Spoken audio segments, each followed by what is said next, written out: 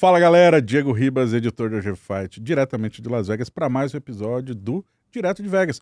O episódio que é gravado aqui nos estúdios Outbox Media Vegas, o melhor estúdio de podcast da cidade, como você já sabe. Lembrando que os cortes desse episódio estarão no canal da GFight e o episódio completo apenas aqui. E a nossa convidada de hoje, convidada de honra, convidada mais ilustre que eu já trouxe nesse podcast até então, que divide comigo o bordão direto de Vegas, inclusive, Evelyn Rodrigues. Prazer. Oi, Chiquito, tudo bem? Obrigada pelo convite, estou feliz de estar aqui. Eu que agradeço. Aliás, enrolamos um pouquinho, né? Pra você vir aqui. Já faz um tempinho que a gente tinha conversado. Primeiro, Feliz Ano Novo, como é que Feliz foi Ano Novo. a virada aí? Passou na neve? Passei no frio lá na Pensilvânia com a família do meu marido, mas foi tudo bem, assim, foi bem quietinho dessa vez, porque a gente tava só curtindo ali o frio. E o Max se adaptou bem? O Max se adaptou bem, tava ali com um priminho da mesma idade que ele, tocaram terror, ensinou português pro gringo, foi uma beleza. Ele tá misturando ou ele já identificou que são duas línguas Ele diferentes? já identifica que ele fala português comigo e inglês com o Brandon, mas ele não... Eu não sei se ele entende que são duas línguas. Ele escolhe falar português comigo e ele sabe que ele tem que falar inglês com o pai dele. Então é uma coisa meio second nature ainda, sabe assim, meio que ele faz na... Não Mas sei. ele mistura algumas palavras em inglês com você e português com o Brandon? Não, Ah, então já tá espertinho, né? já. Ele mistura assim, eu acho que ele tem preguiça de falar algumas palavras, e aí ele escolhe a mais curta. Tipo, caminhão. Gênio. Ele não vai falar caminhão, ele fala truck. Entendeu? Gênio. E o ão, ele aprendeu a falar ão? Ele fala certinho. Acho que criança não tem sotaque, né? Uma coisa doida. Impressionante. Eu li um estudo que até os 7 anos, acho que até os 5 anos, uma criança é capaz de aprender 7 idiomas sem sotaque. Assustador, igual nós. Não, e o pior é que ele tava tem ensinando sotaque. lá vovó, vovô pro primo, e o primo falando sem sotaque nenhum, que os gringos não conseguem falar, né? Eles falam, tipo, tudo igual, vovó, vovô, eles não sabem. E o priminho falando lá, chamando água de água, e aí todo mundo desesperado, meu Deus, esse menino vai ser... Foi engraçado. O priminho é a mesma idade do... É 2 meses mais novo. Entendi. Como é que tá esse desafio aí de ser mãe, com toda essa correria?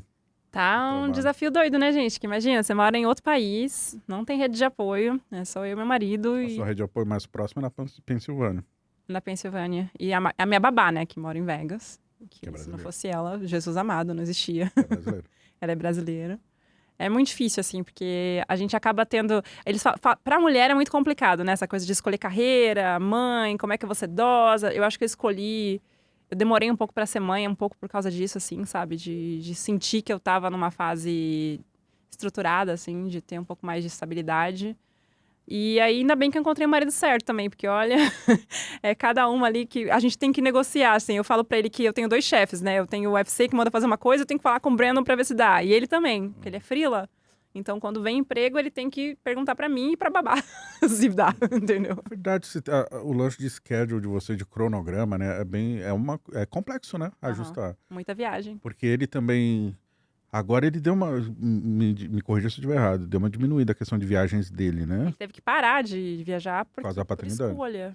Porque não tem como dois Você não viajando. tem como negar muitas viagens, né? Não, e no caso dele, são viagens longas, né? Porque ele faz reality show. Ele é áudio de reality show. Então, ele vai como um Big Brother, né, gente? Ele vai, ele monta a estrutura da casa, ele monta os microfones. Aí tem que montar a rede wireless, como é que funciona e tal. Aí grava o reality show. Depois tem que desmontar e aí volta. Então, dá uma média de 9, 10 semanas fora. Que reality show que ele já fez? O Brandon? Are You The One? Que é tipo da MTV. Você não vai conhecer nenhum desses, Diego, que na sua época. Mas o chefe dele criou o Big Brother na Holanda, um dos chefes dele, né? Monstro. Então ele fez... você conhece o Tufi? Ele faz o Tufi há bastante tempo, Todo mundo da MMA Professor conhece. de áudio do Tufi hoje. Entendi. Então ele deve saber de várias fofocas que não vão pro ar, né? Com certeza. Vamos lá, Evelita. Tem muita coisa pra te perguntar aqui, coisas que algumas eu já sei, né? Mas mais pro pessoal entender. Mas o primeiro de tudo é 2026, UFC agora na Paramount Brasil. No Paramount Plus. Paramount Plus. Você, óbvio, continua o rosto do UFC no Brasil. André Azevedo continua. Como é que tá? Tudo que tava no Fight Pass agora vai pra Paramount? O que muda? A equipe continua a mesma, né? Até onde eu sei, assim, não mudou ninguém, vai todo mundo pra Paramount Plus. O que vai mudar só é algumas coisinhas ali, provavelmente canopla, né? Enfim, cores, não estão definindo ainda como é que vai ser essa parte. Mas todo mundo vai junto. Então, continua sendo a repórter aqui em Vegas, a gente continua tendo os mesmos comentaristas, André Azevedo também lá no estúdio, né? O Mamute, Carlão Barreto, da Minha Maia, tudo continua igual. E eu acho que o que pode mudar, na verdade, são alguns programas, algumas coisas que eles estão definindo ainda agora, sabe? Pode trazer coisas novas também, então tô nessa expectativa aí também.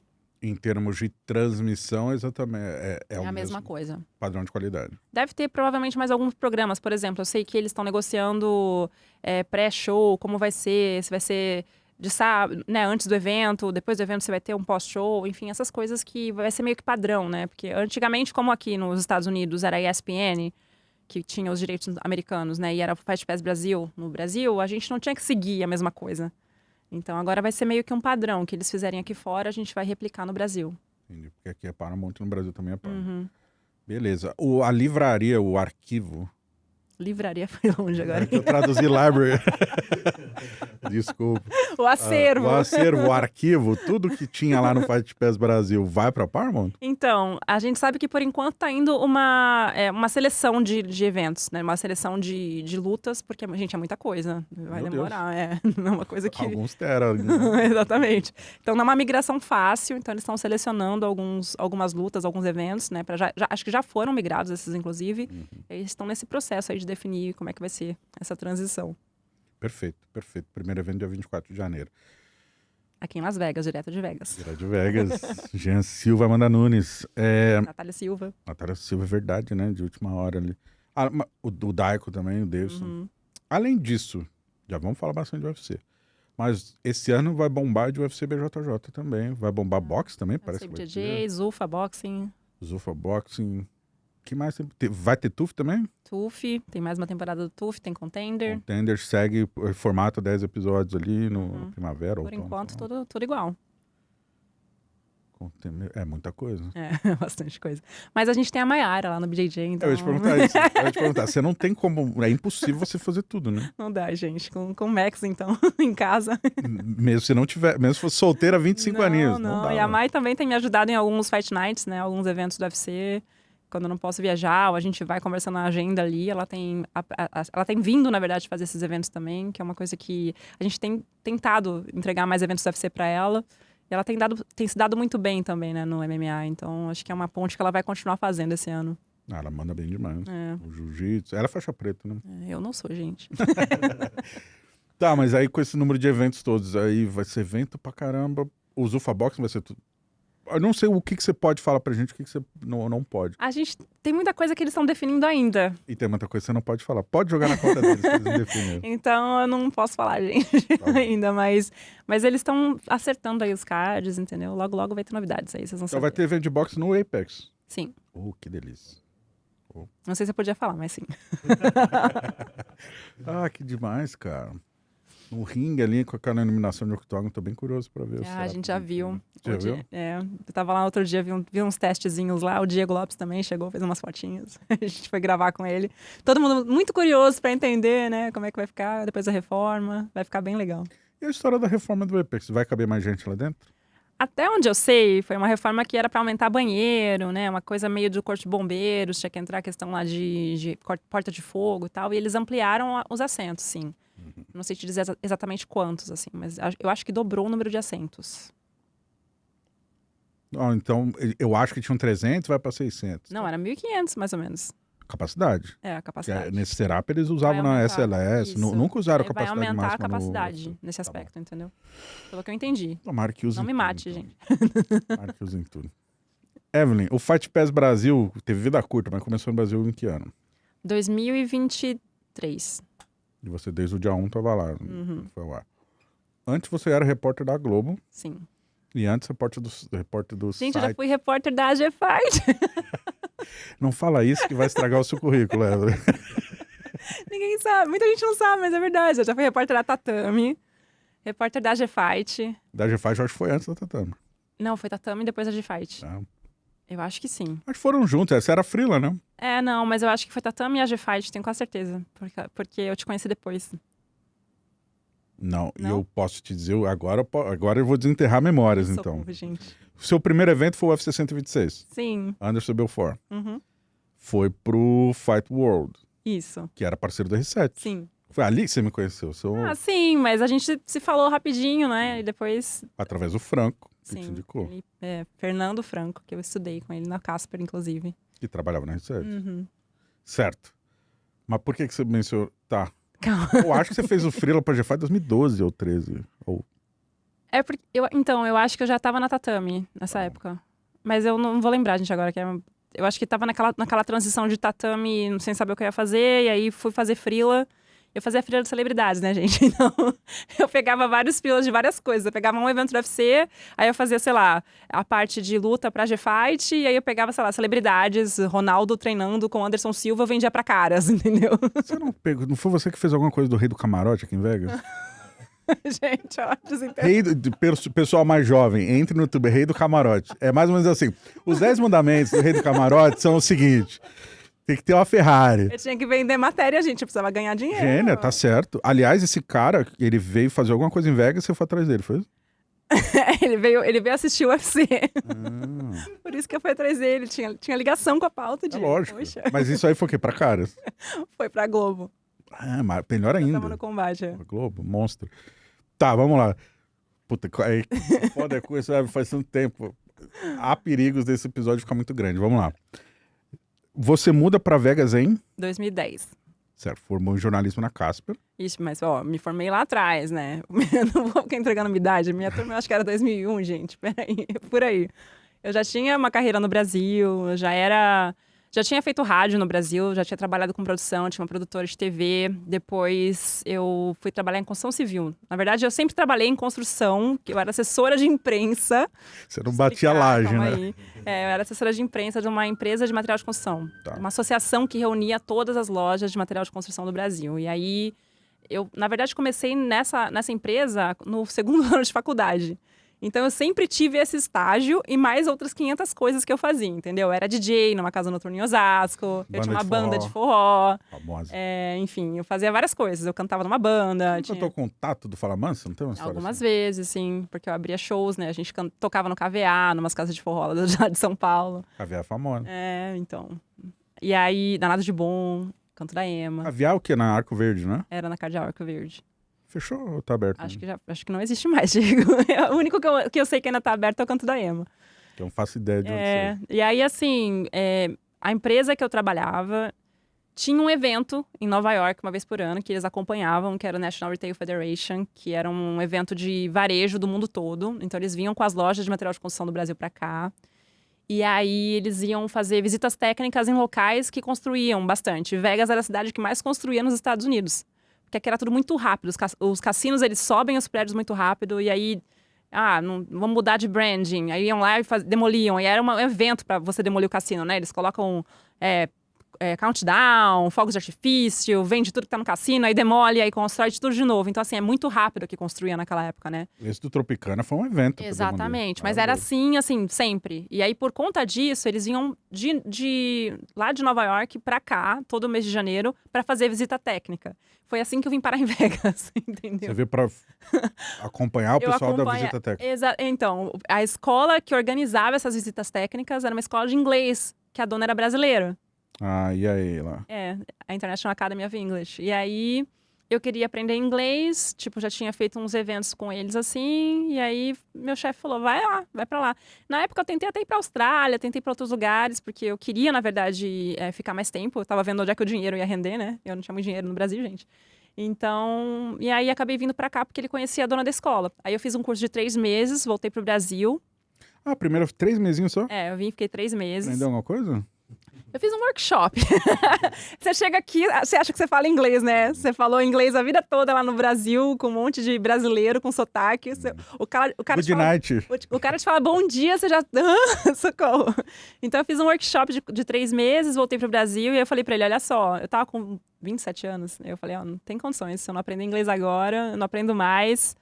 Não tinha tido a oportunidade de fazer inglês, porque eu era de uma família, né, que não tinha essa condição econômica, assim. Eu tentei a vida toda, sempre tive 1000 empregos para conseguir o que eu queria. E aí ele falou, tá bom, vai. Aí ele me demitiu. Ó, meu chefe, que anjo. Ele me demitiu e falou assim, eu vou ficar te pagando um valor por mês, você fica me mandando e-mail, me ajudando por e-mail, tal. Só um minuto. Demissão para você pegar o FGTS? Eu pegar o FGTS. Querido chefe, hein? Pagar minha passagem e pagar o curso. Monstro. E aí ainda fiquei trabalhando para ele daqui, assim, eu mandava... Eu treinava as estagiárias que iam me substituir, só que, gente, ele nunca deixa... Quando chegava na hora de efetivar a estagiária, ele ele começava o processo de novo pra não me mandar embora, você acredita? Querido. Eu fiquei 17 anos com ele, não tenho o que falar, né? Se não fosse por ele, acho que eu não Você tava terminou aqui. esse vínculo com ele quando, então? 2017, mais ou menos. Já tá na Globo, já. Já, assim, eu não trabalhava mais diretamente, mas assim, às vezes ele me pediu umas coisas que eu não tinha como falar não, porque ele foi um pai pra mim, entendeu? Tipo assim, de tudo que aconteceu na minha vida, ele é o cara que tava sempre lá pra me apoiar e ele sempre me achou uma maluca, assim, de ter 500 empregos e de conseguir fazer faculdade, se formar, porque, gente, eu tinha uma vida maluca, eu acordava às 4h20 da manhã, não, eu acordava às 4 da manhã pra pegar o ônibus às 5h20, aí eu ia de ônibus de Osasco, que era onde eu morava, né, pra Vila Mariana, onde era a rádio que eu trabalhava, que era a Rádio América. Aí eu trabalhava das 6h30 até umas 11h30, pegava o metrô, ia almoçando no metrô, ia pra Santa Cecília, aí entrava em outro estágio até as 6, 7 da noite, e aí subia pra Paulista pra fazer faculdade, e depois fazia de voltava noite. de ônibus pra casa. Fazia de noite. Eu dormia 3h30, 4 horas por noite. Franco fazia de noite também, o Antônio? Não, eu também? conheci eles no primeiro ano da faculdade, que era de manhã. E aí depois eu mudei pra noite, porque não tinha como. Eu trabalhava em banco na época. Gente, é sério, eu vou ter 1000 histórias, não adianta. O Antônio é um dos pica do UOL hoje em dia. O Antoine... Muita gente, na verdade, foi pro esporte. Que loucura. Eu não queria esporte. Todo mundo indo O fazer... Jorge já é de uma geração mais nova que você na Casper. Não. Jorge Corrêa. Ah, o Jorge sim, o Jorge Corrêa que tinha um Jorge na minha sala também que, enfim. O Jorge tem sempre. Né? Mas aí, o Jorge acho que era duas classes antes. Quando eu entrei, a Joana de Assis, ela era 2 anos à frente da minha classe. E eu trabalhei com o primo dela, o Pablo de Moraes, que foi o que me levou pra rádio. A Joana, quando eu fazia faculdade, eu já tava no programa da Casper, da Sim, Gazeta. ela apresentava, Monstro. Exato. Hoje ela tá o quê? O GE? Globo Esporte? Ela tá no Globo Esporte. Perfeito. Aí, desses 1000 empregos aí, no final você faz uma palhinha da banda de forró pra gente aqui. 1000 empregos. Entre terminar a faculdade e vou mudar pra Vegas, também tem um chão aí. Tem, porque aí, assim, eu lembro que eu terminei a faculdade e aí eu fui efetivada nesse emprego da assessoria de imprensa, porque teve uma época que, pra eu pagar a faculdade, eu tive que arrumar emprego num banco. Gente, telebanco. Acho que dessa eu não sabia. Trabalhei no Bradesco durante um tempo de telebanco. E aí eu fui falar com o meu chefe da assessoria. Falei, olha, eu não tô aguentando mais esses 500 baldeação pra eu conseguir o dinheiro pra pagar a faculdade. Porque, gente, quando eu entrei na Casper, tinha filantropia. Era o quê? R$600? Era né? R$300, eu acho, R$600, nem lembro. Tipo, era muito barato. E aí, no primeiro ano, perdeu a filantropia. E eu não tinha condição de pagar o valor que a faculdade... que triplicou o valor, entendeu? Perdeu como Perdeu a filantropia no meio do primeiro ano. Eu não lembro o que aconteceu. Foi um desastre, assim. Muita gente acabou... muita gente teve que cancelar que é a fundação, a né? fundação, enfim, era uma confusão. Eu não lembro agora de cabeça, porque faz muito tempo. Mas eu lembro que perdeu a filantropia e aí eu tive que arrumar 500 empregos. Então eu fazia o que dava. No final de semana eu ia lá, ganhava uma graninha de DJ, mestre de cerimônias, não sei o quê, entendeu? Aí... Mas aí quando acaba a faculdade, você tinha uma dívida pra pagar da faculdade? Tinha, gente. Eu estudava o ano todo. Aí eu fazia empréstimo. Aí eu ficava pagando empréstimo. Aí não pagava esse ano. Tipo, era um horror. Era muito bizarro. Você terminou a faculdade endividada? Eu não terminei endividada porque eu dei um jeito de pagar com esses 500 empregos que eu tive, enfim. E aí, eu lembro que eu tinha acabado de comprar um carro, meu primeiro carro, quando eu vim pra Vegas. Brasil? No Brasil. Que era um Celtinha. Olha que loucura, gente, porque não tinha condição no Brasil de fazer nada. Eu lembro que eu ficava refinanciando a parada, entendeu? Pra conseguir pagar esses 4 anos. Não era uma faculdade barata, no final das contas. E ainda tinha que ajudar em casa, gastava muito com gasolina, né? Mas aí quando você termina a faculdade, você tá com a faculdade paga, aí você é efetivada e ainda trabalha no Bradesco. Não. Até agora eu não entendi o que você fazia no Bradesco. O Bradesco foi só durante a faculdade. Ah, tá. Durante uns meses ali pra eu conseguir um dinheiro. O Bradesco pagava bem, eu era telebanco. Meu nome era Evelyn Renata. Quando você bloqueava a senha do cartão. Eu vou te chamar de Renata pra sempre a partir de agora. Quando você bloqueava a senha do cartão, você liga no telefone, aí eu atendia lá, Bradesco, Evelyn Renata, boa tarde. Aí eu te explicava como é que você tinha que fazer, o que você tinha que fazer pra desbloquear a senha. Mas falei com muitas Evelyn Renata já. Era isso, então, vamos fazer Eu não ideia. aguentava mais, entendeu? Depois de um tempo. Aí eu falei pro meu chefe, olha, preciso focar na minha carreira. Ele falou, então tá bom, sai do emprego que eu te efetivo. Sai do Bradesco que eu te efetivo. Eu falei, tá bom. Aí eu fiquei na assessoria. Legal, ele era demais. Ele é demais, seu Cláudio. Um beijo. E aí eu fiquei na assessoria, só na assessoria um tempo. Aí depois apareceu a rádio de fim de semana. Enfim, gente, eu não consigo ficar sem fazer nada, você sabe, né, Diego? Eu tenho um problema sério. Aí você ficou com a rádio assessoria? Fiquei com a rádio assessoria um tempo, aí a rádio faliu. Ai, gente, Peraí. Qual foi... Peraí, vamos ver se eu... a rádio era uma rádio... A sua primeira matéria pra rádio foi pra essa rádio? Ou foi Pro pra um rádio? jornal? Não, é porque antes eu trabalhei numa rádio... Ai, gente, olha isso. Antes eu trabalhei numa rádio que funcionava... Peraí, vou começar do começo. 11 anos de idade, meu pai montou uma rádio em Osasco, chamada Vegas FM. Certo, seu Zigomar. Seu Zigomar. Vegas FM, né? E aí, ele me botava pra falar lá na rádio, porque eu era filha dele. Ele não tinha locutor. Rádio Tava dele? vendendo horário, a rádio é dele. Então ele me ensinou a mexer na rádio, entendeu? Então tinha lá a mesa de som, eu ficava assim, na mesa de som, aprendi a tocar os CDs lá, ficava falando, fingindo que eu sabia o que eu tava fazendo, e a minha irmã ficava no telefone. Então ela ficava, tipo, atendendo o telefone, pedido de música, eu ia lá e ficava falando, você, não sei o quê. Por oração infantil. Tem um episódio muito engraçado, cara, que ele tinha uma Brasília amarela, né? Na época dos Mamonas e tal. E aí, eu devia ter uns 14 anos, porque ele mudou algumas rádios. Teve a Vegas, depois teve a Clube, depois era a Life Clube, enfim. Ele foi trocando de rádio, assim. E aí, gente, foi muito engraçado esse dia. Ele trancava a gente... A rádio era um estúdio nos fundos de uma casa do sócio dele, assim. Então, tinha um portão lá na frente, assim, aí tinha uma rampa e a rádio era, tipo... O estúdio era embaixo, entendeu? E aí ele trancava a gente pra buscar patrocínio. Então ele saía em reunião pra procurar patrocínio, deixava a rádio trancada pra gente não sair, não acontecer nada. E naquela época não tinha celular direito, era bip, né? Você lembra? E não tinha o ECA, pelo jeito. E aí um dia ele me largou lá, tava eu e a minha irmã.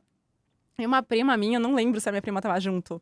Cara, foi passando o tempo e a gente com fome. E meu pai não voltava. E a gente com fome, meu pai não voltava. Eu catei e falei, me dá essa lista aí. Tinha uma lista telefônica. Eu achei uma pizzaria na região ali. Aí liguei. Aí eu falei, oi, é cada rádio, Vegas FM e tal, não sei o quê. Eu queria pedir uma pizza. Será que se a gente fizer um comercial, você manda pizza pra gente? Olha eu com a minha cabeça de 13 anos de idade. Aí eu, cara, tá bom.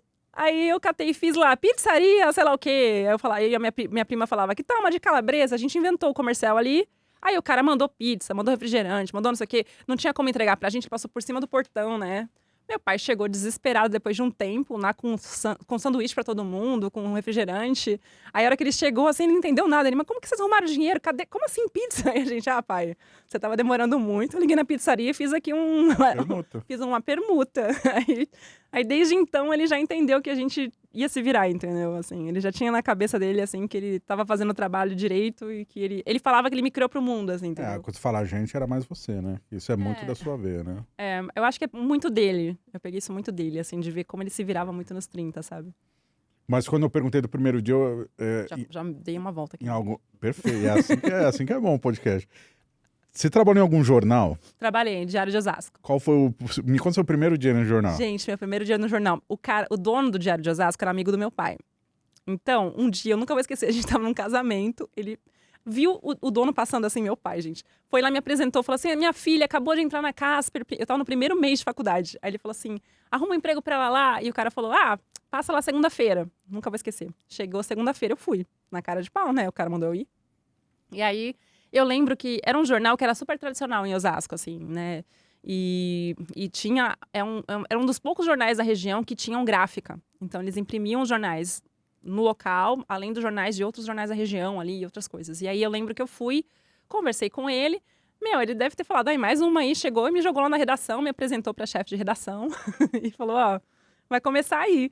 Só que, até onde eu entendi, isso acontecia muito. Desse cara levar vários filhos de amigos lá pra ver e tal. E muita gente não ficava, porque o jornal tava indo meio mal das pernas na época, entendeu?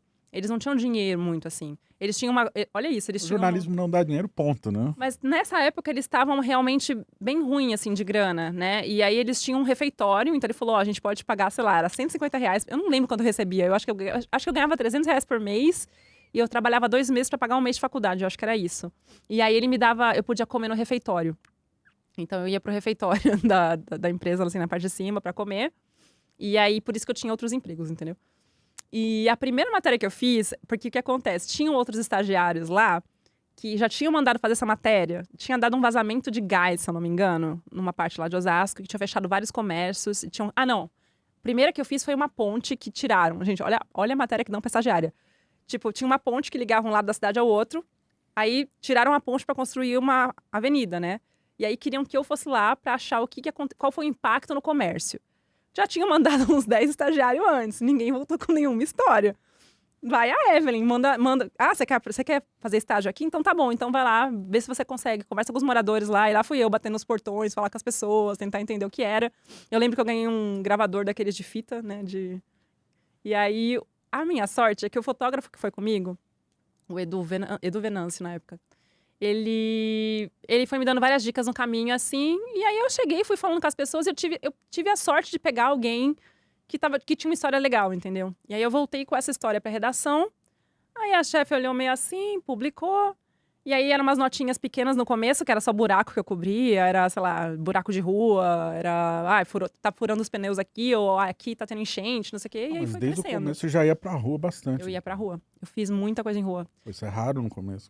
Não, e foi uma escola muito boa, porque além de ter fotógrafos muito experientes, que sempre saía a equipe, era o motorista, o fotógrafo e o repórter, no caso, a estagiária. Eu não tinha. Na verdade. Que loucura mandar um estagiário de repórter assim, ó. Na verdade, porque o jornal tava ruim das pernas já. A minha chefe de redação, né, que era a Simone Trino, nunca vou esquecer dela, e tinha a Simone Pérez, que era a minha chefe, a chefe da editoria. Então, eu tinha um medo dela, assim, porque ela tinha uma cara brava, assim, e chegava lá e ela tipo, acabava com o meu texto, assim, sabe? E ela que foi me dando as dicas logo ali no início. Imagina, um mês de faculdade, cair numa escola dessa, com um fotógrafo que sabia muito e foi me indicando ali o caminho. E eu lembro que, acho que peraí que eu vou tentar lembrar agora. Na Casper, eu tinha uma aula de fotojornalismo e tinha aula de alguma coisa que eu não vou lembrar, redação de jornalismo, não sei o que era lá. Que o professor sabia que eu trabalhava em 3 empregos, ele falava, traz as suas matérias do jornal que eu te ajudo a olhar. Porra, que E eu delícia. comecei a levar as matérias para ele. E aí já tinha algumas capas que eu já tinha feito. Eu não podia assinar, aparecia embaixo, colaborou a Evelyn Rodrigues, mas era o meu texto, geralmente, tinha tinha o jeito que eu tinha escrito ali, ela tinha corrigido. Por lei, estagiário não pode assinar matéria. E aí eu comecei a levar as capas para ele poder olhar, entendeu? Então, assim, eu acho que desde o começo, desde a rádio, eu já tive uma escola de aprender a improvisar e me virar com as coisas que aconteciam, né? Porque era muita coisa. E aí depois acabei caindo num jornal que me deu, assim, eu fiquei 1 ano lá e depois acabei saindo para outras coisas porque eu precisava pagar a faculdade, que perdi a filantropia. Não, mas, pô, logo de começo, o teste empírico ali de ir pra rua e ter o seu professor editando as suas matérias, além do seu editor, isso é uma bagagem absurda. Não, e eu paguei, assim, muito mico, assim, já, na vida, já... Peguei tiroteio. Não, já aconteceu É essa história que eu quero que você conte. Eu achei que era no primeiro dia, pô. Não. Eu jurava que era no primeiro dia. Não, a gente foi fazer... Ai, gente, essa matéria. A gente foi fazer uma matéria num lugar que era um hospital, que era para ser um hospital, mas ficou só a construção, e aí virou uma favela. E aí, o jornal tinha feito uma parceria com uma rádio. E a gente foi... Era para ir um repórter da rádio, um repórter do jornal fazer a matéria na favela para mostrar as condições de vida das pessoas lá. E aí, sei lá, eu assim... Hoje, eu entendo que alguém tinha que ter chegado e produzido isso, entendeu? Tipo assim, vamos falar com o pessoal da favela, pedir autorização. Não dá pra você mandar as 2 pessoas lá entrando e, tipo, se vira, entendeu? Que foi o que a gente fez. Então, a gente foi entrando e foi perguntando e falando com o morador, e isso foi levantando uma galera, tipo, queria saber quem que era a gente. Eu lembro que a gente andava, assim, e pra tirar foto e tal, o pessoal vinha, uma multidão acompanhando aonde a gente tava indo, sabe? E aí, resultado, no final das contas, não deixavam mais a gente sair da favela, porque descobriram que a gente tava lá. Aí colocaram a gente num bar, falaram assim, vocês não podem sair, a gente tem que entender o que tá acontecendo aqui e tal. Mas quem que falou? Né, Traficante ali mesmo, galera? Não sei se era traficante, tipo assim, o pessoal da comunidade lá que, né, enfim, chegaram pro fotógrafo, que era o cara que entendia mais a parada, já ouvi falando, e falou assim, Evelyn, tipo, a gente não vai sair e tal, vou negociar, vou ligar aqui pro... Eles queriam saber o que a gente ia publicar, né? Vou ligar aqui pro jornal pra explicar o que tá acontecendo e tal. E a gente ficou, sei lá, fiquei 6, 7 horas no bar. Esperando. E o tiroteio? O tiroteio foi numa situação assim, que eu tava cobrindo o ministro das cidades numa pauta em Barueri e me mandaram pra Carapicuíba, que era uma cidade vizinha, pra acompanhar um sequestro que tinha acabado de terminar, assim. Só que eu chegando, imagina, de terno, salto, na estagiária chegando, assim, na hora que eu tô chegando... Começou a ver os caras pulando de um telhado pro outro, troca de tiro. Aí o Edu gritava, Evelyn, abaixa, tipo, abaixa, não sei o quê. Tipo, e daí, eu cheguei assim, com 6 meses de jornal, eu falei, cara, já vi de tudo nessa vida, não quero mais. Esse é o seu primeiro ano na faculdade. Óbvio que tem muitas das coisas que você contou, pelo amor de Deus, não façam isso em casa, mas é uma baita escola, né? Foi. De aprendizado mesmo. Eu acho que comunidade é uma coisa, você ter esse contato logo de cara, sabe, com o pessoal da comunidade, ter que, não tem eu não entendo as pessoas que têm vergonha de fazer uma pergunta. Você é jornalista, como é que você vai ter vergonha de abordar alguém, sabe? Então é isso, você tem que chegar lá e perguntar, acha a matéria, acha onde é que tá a história, entendeu? E às vezes em grandes pautas a gente concorria com o Estadão, com Folha, com jornais grandes, e a gente precisava ter uma história diferente, entendeu? Então, na mesma cobertura, você já via grandes veículos? Né? Já. Osasco é uma cidade grande, né? A gente... É assim, olha, gente. Grandiosa. Então, assim, a gente tinha muita coisa em comum ali com... Eu cheguei a cobrir O governador, shopping que explodiu, foi antes de você entrar na faculdade? Foi, pelo amor de Deus. Eu não lembro de Dos que ano anos que eu foi. tenho. Foi década de 90, né? O shopping. Assim, eu lembro porque eu tava no shopping, antes do shopping explodir. Ah, tá, por favor. Calma. Eu tinha passado pelo shopping pra almoçar, almoçar não, eu fui no dentista, passei no shopping, que era um shopping de caminho, assim. Foi no mesmo dia, você tá falando? No mesmo dia. E aí subi, e aí quando eu subi, a gente ouviu o barulho. E aí voltou pra casa, e depois começou, né, as notícias apareceram de que tinha sido a explosão, entendeu? E você ouviu o barulho, mas você imaginou que tinha sido algo bizarramente grande? Foi um barulho... Eu já tava longe, assim, já tinha subido quase todo Antônio Agu, que é a rua principal ali de Osasco. Então já tava quase perto da catedral ali de Santo Antônio. Não tava assim... Não foi...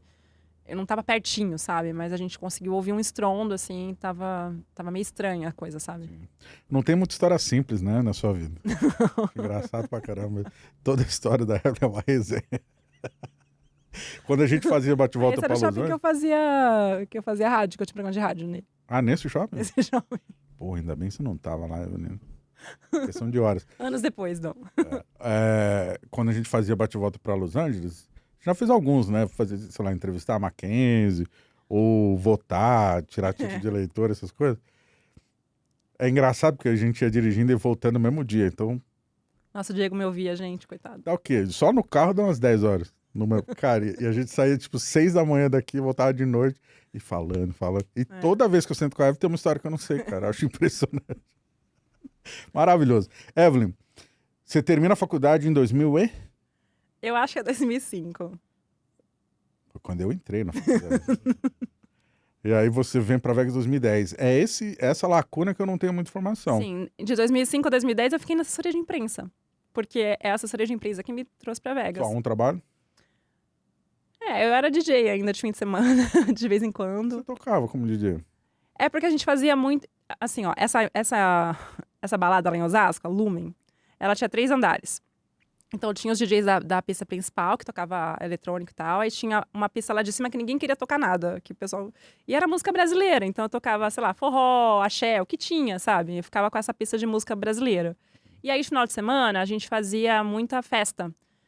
De debutante, casamento. E aí eu tocava tudo, né? Porque eu era mestre de cerimônias e a DJ da festa, entendeu? Então eu fazia a cerimônia e depois eu fazia a festa. Entendi. Vamos lá. Para quem tá vendo e não sabe, a Casper é uma das faculdades mais renomadas do jornalismo brasileiro. Inclusive, nessa época, início dos anos 2000, se eu não me engano, era a mais cobiçada, né? Era pelo ela, ranking. junto com a da USP, né? E da UFSC, que eu entrei na UFSC. Eu lembro do ranking, por isso que eu lembro, que eu prestei Casper também.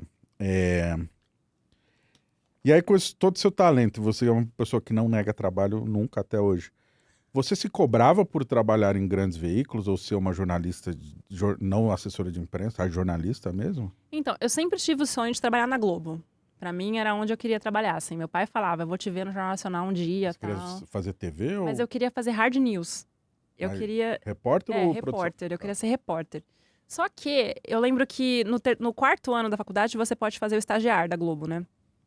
E aí eu lembro que eu fui fazer o processo todo e eu não passei por muito pouco, por causa do inglês. Foi o calcanhar de Aquiles ali, né? Que eu não tinha... Eu vim de família pobre, assim, a gente não tinha condição, né? Nunca me faltou nada em casa, mas assim, eu lembro que meu pai, pra eu entrar na faculdade, teve que fazer um empréstimo pra pagar a matrícula. E aí, dali pra frente, eu que tive que me virar, entendeu? Assim, quer fazer faculdade, você precisa se virar. Você não tinha como ele me ajudar, entendeu? Ele precisava, né, cuidar das coisas em casa. E aí, meu sonho era, tipo, trabalhar com TV, era ir pra Globo, porque a gente assistia muito TV Globo, entendeu? Em casa. E eu lembro que no estagiário, você podia escolher, assim, você quer esportes ou você quer hard news. Hard news era muito difícil de entrar. Esportes era um pouco mais fácil, porque tinha menos gente que queria, entendeu? E eu fui pra hard news, não deu certo. Pausa, porque nessa época... Olha aí, gente. Nessa época, eu trabalhava no Diário de Osasco ainda. E teve uma gincana, chamada Gincana da Nota Fiscal. Olha eu. Porra, Gincana da é Fiscal, essa que não. você tá falando? Não era gincana da Fiscal, não. Era uma outra gincana. Era uma gincana que, assim, eles reuniam... Olha isso, gente. Acho que eu nunca contei essa história na minha vida. Eles reuniam todas as áreas de São Paulo numa gincana. Então, tinha a Zona Oeste contra a Zona Leste, contra a Zona Norte, contra não sei quem. E eram 2 repórteres... Não olha assim pra mim. Não, desculpa, que eu não faço a menor ideia do que você tá falando. Mas continua, por favor. Tinha o SPTV, que é o jornal, certo? Claro, Esse jornal tinha o Brito Júnior sim. e tinha o... Tá no Jornal Nacional hoje em dia, né? Não, pelo amor de Deus. Quem foi que entrou no lugar do... César Tralli. César Tralli, Era- desculpa. era Brito o Júnior foi da Fazenda, né? Viajei. Era o Brito Júnior e era o Márcio Canuto, os 2 repórteres. Esse é um piroca de Então. marca maior. E aí, cada um deles ficava com uma cidade. Tá. E aí, Osasco entrou na Zona Oeste, e ficou Osasco, era eu. Tá. Eu virei a líder da equipe de Osasco, não me pergunta como. Ah, Fui parar nessa parada. E aí, o repórter que tava comigo era o Márcio Canuto. E aí, cara, a gente ganhou a gincana. Porque era uma parada assim, eu lembro que eles pegavam, o carro da Globo pegava a gente às 6 da manhã, levava a gente pra um lugar lá que tinha uma escola toda pichada. E a gente tinha que conseguir pessoas e tinta e tudo, e a escola tinha que estar toda pintada até acabar o jornal. Era umas coisas assim, quem conseguisse maior quantidade de alimentos para doar para tal fundação. Então, assim, a gente ganhou de muita lavada, foi muita lavada. Assim. era um dia só. Foram 2 meses, eu acho que de gincana. Meu Deus. A gente ganhou todas as provas, assim, foi muito bizarro. E aí, como tinha reuniões na Globo, pra gincana, eu meio que conhecia a estrutura da Globo nessa época, entendeu? Porque o Canuto levava a gente lá e ele era muito querido, então era uma parada de entrar. Teve um dia que eu torci o pé, ele me levou até no médico lá pra poder enfaixar, enfim. Foi muito legal, assim, essa ligação com eles. E aí eu vi a estrutura que a Globo tinha e eu falei, meu Deus, se eu um dia trabalhar aqui, imagina, já pensou? Que loucura, né? Porque eu sempre fiz muita coisa, mas em lugares que não tinha estrutura. Então, assim, desde a época da faculdade, meu sonho era trabalhar na Globo um dia. Mas aí fui parar em assessoria de imprensa, aí fui fazer outras coisas, né? Enfim, a vida deu um rumo. E aí, do nada, eu vim parar em Vegas. E aí, quando eu viro repórter da Globo? Em Vegas, por conta do MMA. Então, é uma coisa muito louca, assim, que... Tipo, eu já tinha desistido desse sonho. Era um sonho que eu achei que nunca mais ia acontecer. Era isso que eu queria saber. Nesse período de se forma até vir para Vegas, você tinha enterrado esse sonho? Tinha, até porque Vegas era uma coisa que era pra ser passageira. Era pra eu vir estudar inglês e voltar pro Brasil. E meu chefe ia continuar trabalhando com ele, eu acho, entendeu? Enfim, era essa a ideia dele, coitado, pelo menos. Aí você faz 3 meses, volta para ele te demite na brodagem. E aí eu ia ficar 1 ano e ia voltar depois de 1 ano. Porque, na verdade, não era uma coisa fácil, assim, né? Eu ainda estava tentando entender visto, como é que foi. Eu não tinha a intenção de morar fora. Eu queria melhorar o inglês. Então, ele falou, tá bom, vai estudar. A hora que você tiver com o inglês bom, você volta e seu trabalho tá garantido.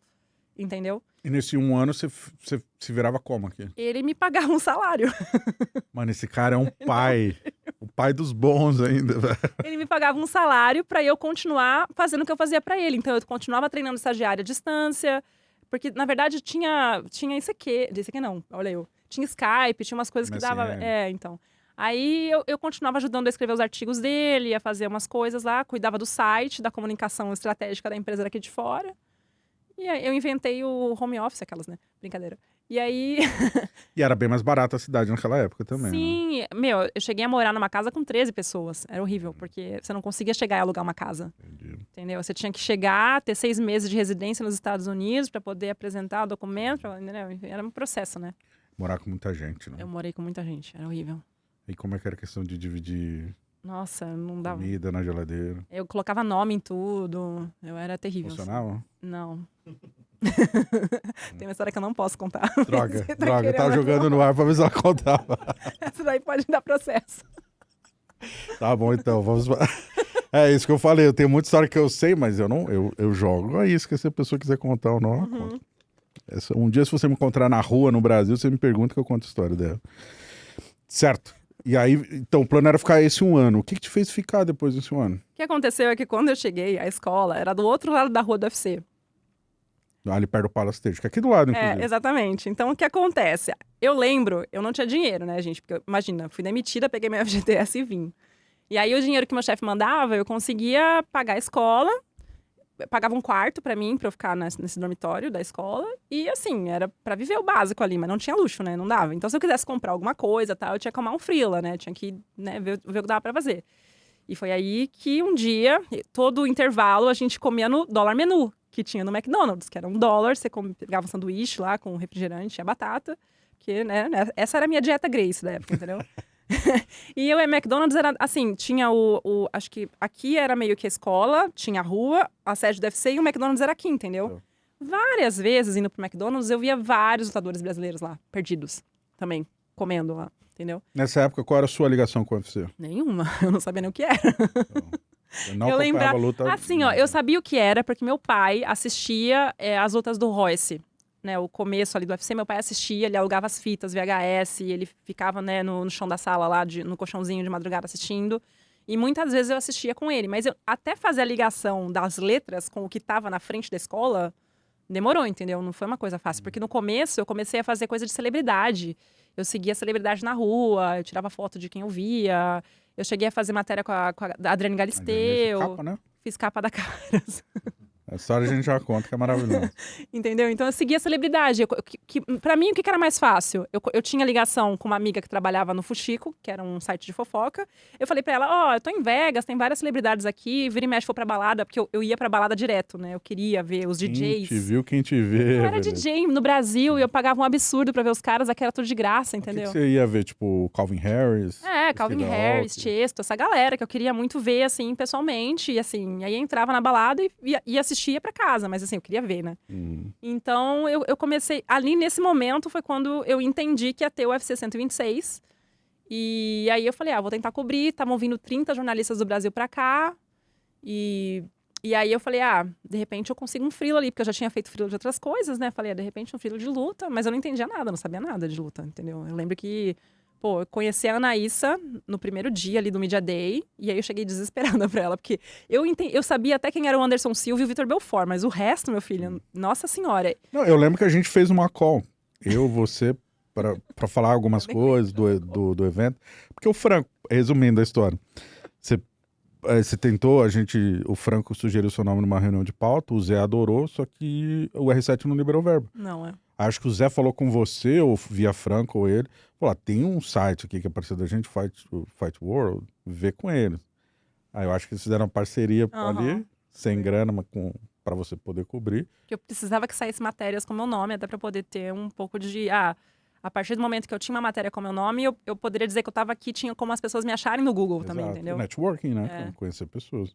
E aí foi aí que a gente fez essa primeira call. Eu lembro exatamente da nossa conversa. E você falou, não conheço muito, tal, não sei o quê. E aí você cobriu esse 126, que por sinal, um evento pica da galáxia, Anderson Belfort, que foi o boom da coisa toda. E aí o UFC descobriu que eu era brasileira. Mas aí você conheceu todo mundo ali, Paula Sack, aí eu Eduardo. Aí eu fiz meu networking, que meu chefe, meu pai lá, ele me ensinou uma coisa quando eu comecei a trabalhar com ele, assim. Porque eles mudavam governo, entra governo, sai governo, e eles tinham que continuar, né, a associação. Então ele sempre teve um jogo de cintura absurdo. E ele falava pra mim, nunca feche portas. Nunca feche portas. Nunca sabe o dia de amanhã. Exatamente. E aprenda a enxergar quando você não couber mais do espaço que você tá. Não tente caber em espaços que não te servem mais. E foram, assim, 2 das lições que eu levei até hoje, assim. E aí, nesse evento aí, meu filho, eu fiz meu networking, assim, saí, me apresentei pra todo mundo. E fui... E, assim, eu me dei muito bem com a Ana logo de cara, sabe? Com a Anaísa. Porque a gente era a única menina ali no momento, não tinha quase, né, mulher nos bastidores. Paula não tava nesse evento? A Paula tava, mas a Paula tava pelo UFC já. Né? E ela tava, tadinha, desesperada lá, sozinha, se virando pra filmar tudo, né? E a Ana tinha equipe, né? Então a gente teve um pouco mais de tempo ali. Mas a Ana trabalhava muito também. Até hoje, né? Qual que era a equipe da Ana? Um cinegra, no máximo? Era ela, o cinegrafista, e tinha um repórter. Então, ela era produtora. Verdade. Por anos ela não podia aparecer, não é? Não podia. Beleza. Estamos falando de 2011. Isso. E daí, quando acaba esse evento, você já se apaixonou por esse esporte? O que foi louco dessa história é que, assim, acabou o evento, o UFC me chamou para um jantar. Olha que coisa doida. Pós-evento. Porque o assessor de imprensa que cuidava do Brasil na época, eu não vou lembrar o nome dele, acho que era Felipe. Não era o Cauã? Não, foi antes. Ele descobriu que eu era assessora de imprensa no Brasil, que eu trabalhava com isso. E aí o Brasil, o UFC tava querendo voltar pro Brasil. E aí eles me chamaram pra escrever pra revista do UFC no Brasil, se eu queria. E aí eu lembro de ajudar eles a explicar quem é. Porque tinham vindo já, eu lembro no credenciamento do UFC Rio, do primeiro, eles me passando os nomes, assim, se eu conhecia, se eu não conhecia, tipo, quem era, qual tamanho, sabe assim? Então, assim, esse evento mudou tudo na minha vida, mudou a minha rota total, assim, porque foi um evento em que eu conheci o esporte. E aí, depois desse evento, o Anderson Silva, o empresário dele na época, o Ebert, me chamou pra cobrir o Anderson Silva no Tribeca Film Festival. Eu lembro disso. E aí ainda saí com ele, fiquei mais um mês e pouco seguindo o Anderson Silva em Los Angeles, fiz um media training com ele no começo ali, depois a gente foi pra Nova York. E aí esse material depois acabou virando uma matéria especial pro UOL, anos depois, quando o UFC voltou pro Brasil, na luta do Anderson com o Okami.